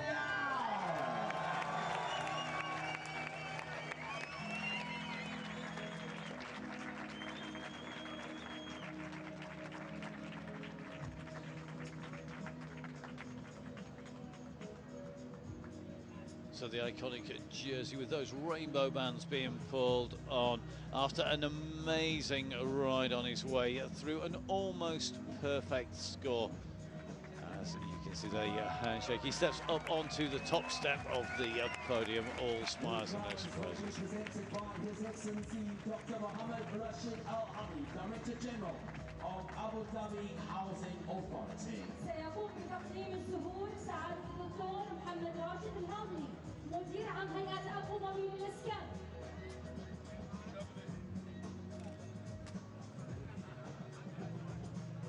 So fortunately our medalist grip stronger on the brakes rather than on the flowers as they're presented with those traditional flowers there, and great to see the others on the podium all smiles. You can imagine that they would have all wanted to be on that top step, not to be today. And the defending champion of the three probably looking the least impressed, I think, about not taking that win, and understandably so. I mean, he came here and I think he really thought it could have been his. Yeah, I think Borco and Montalvo both know that it's very possible for them to win the World Championships. Of course, at least Borco's won it once. Montalvo, oh, he was so close, unbelievable. So you know, so we're going to hear the national anthem of Spain, which is very appropriate with a whitewash on the podium by all Spanish riders.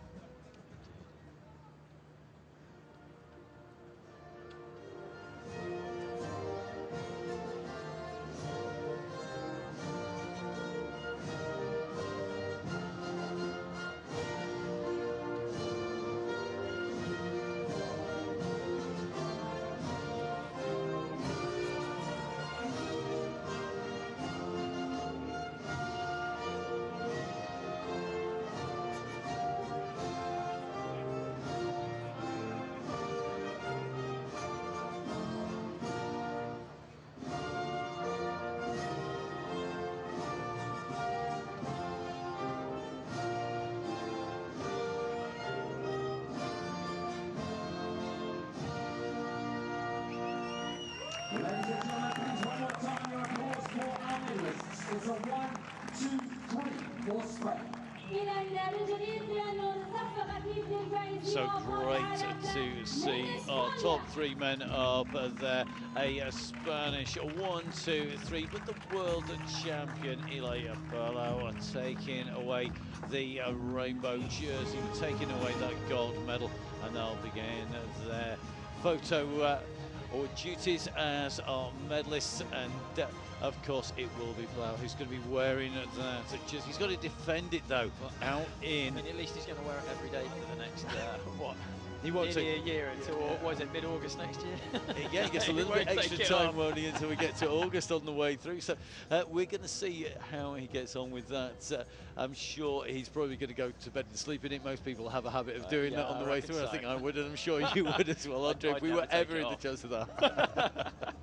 So great to see our medalists heading off, and now no doubt the interviews will start, and then there will be celebrating. Well, at least one of them will be on the way through, but I mean Palau did a great job and such a run. I mean, to just drop 10 points, it can't be overstated, can it, how incredible that is on a course that saw finalists dropping a lot of points. I mean, at the end of that there was a 140-point difference from being at the top of the standings to the bottom of the standings. That's a big margin. It's a huge margin over only 5 sections. I mean, that's half the points available, isn't it?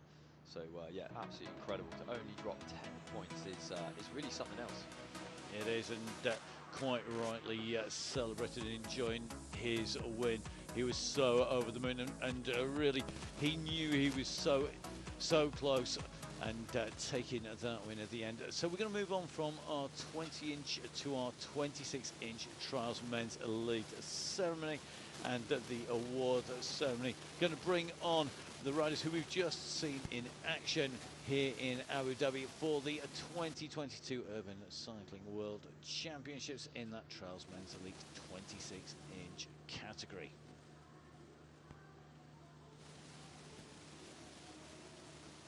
So our riders just being ready. They're going to be up on to the stage very shortly. This is the final medal ceremony of today's action here at the championship.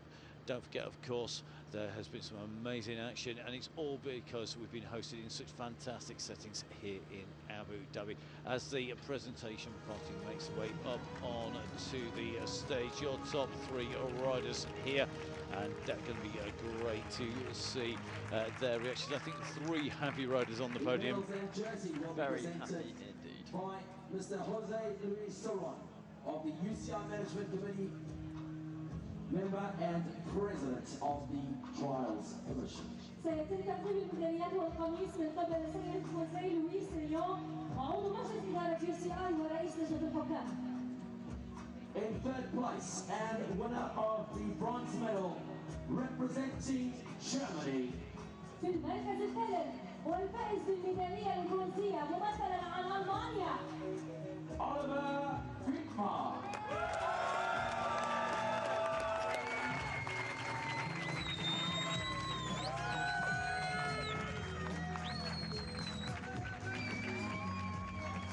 In second place and winner of the silver medal representing Spain. في المركز الثاني والفائز بالميدالية الفضية ممثلا عن إسبانيا. Daniel Barot.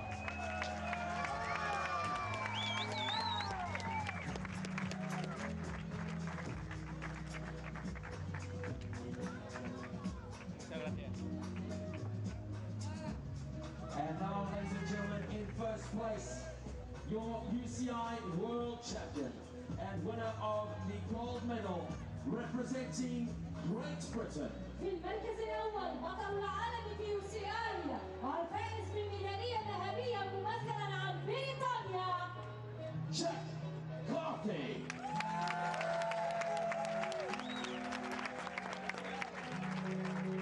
So Jack Carthy from Great Britain takes the win here today, becomes our world champion, repeating his win of last year and in many previous years. And I think the only time that he lost out back in 2019, probably only serving to spur him on even more after not taking the win that year and getting the congratulations of the riders around him. Yeah, absolutely. I think 2019 just spurred him on that much more to not make any mistakes, and that probably made him win actually here today, because instead of trying to go for the a clean sweep on that last section, he played it safe and made sure what he was doing to win his title again. As Dr. Mohammed Rashid Al Hamli, the Director General of the Abu Dhabi Housing Association, hands out the flowers here to our medalists. You can see that the riders are really happy there. We've got Oliver Weidman there taking away that third place, taking away that bronze medal. And of course, then you've got Danny there, Danny Brown, taking away a silver medal, and absolutely ecstatic with that. Absolutely ecstatic, and he was so close to winning. Unbelievable. So close By to the winning. smallest of margins. But Jack Carthy, the world champion for 2022. In honor of our new UCI World Champion, we present the national anthem of Great Britain. سيداتي وسادتي، تكريما لبطلنا العالمي الجديد في UCI نقدم النشيد الوطني لبريطانيا.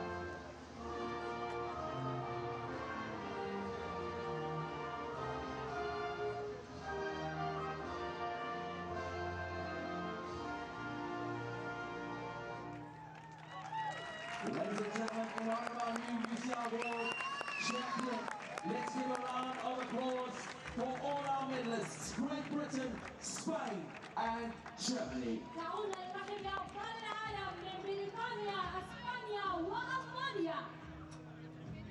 So your top three riders up on the stage. Oliver Wedman of Germany taking the bronze medal. Danny Barron of Spain taking the silver, but the gold medal and the World Champions jersey back on to Jack Carthy, and Jack knows exactly what to do. And great to see the result here today, bringing new people up on the podium there, Andre. Yeah, absolutely. We've got Danny Baronis' first, is actually for Danny Baronis, his first final and first podium in the Elite World Championships. What a way to do it and nearly take the win. Yeah, I know, unbelievable, unbelievable. And then, yeah, Oliver, first time on the podium as well, so absolutely fantastic. And Jack there taking his 5th World Elite title, which is absolutely incredible, and his 10th overall title. So here at the 2022 UCI Urban Cycling World Championships, we've witnessed some great finals in here in the trials competition. A massive thank you to Andre Burton from me, Matt Payne. Thank you very much. Thank you very much, Matt. It's been a pleasure to be here, and thank you everybody for tuning in. I hope you've really enjoyed it. We'll see you again soon. Bye-bye. Take care, everybody. It's been fantastic.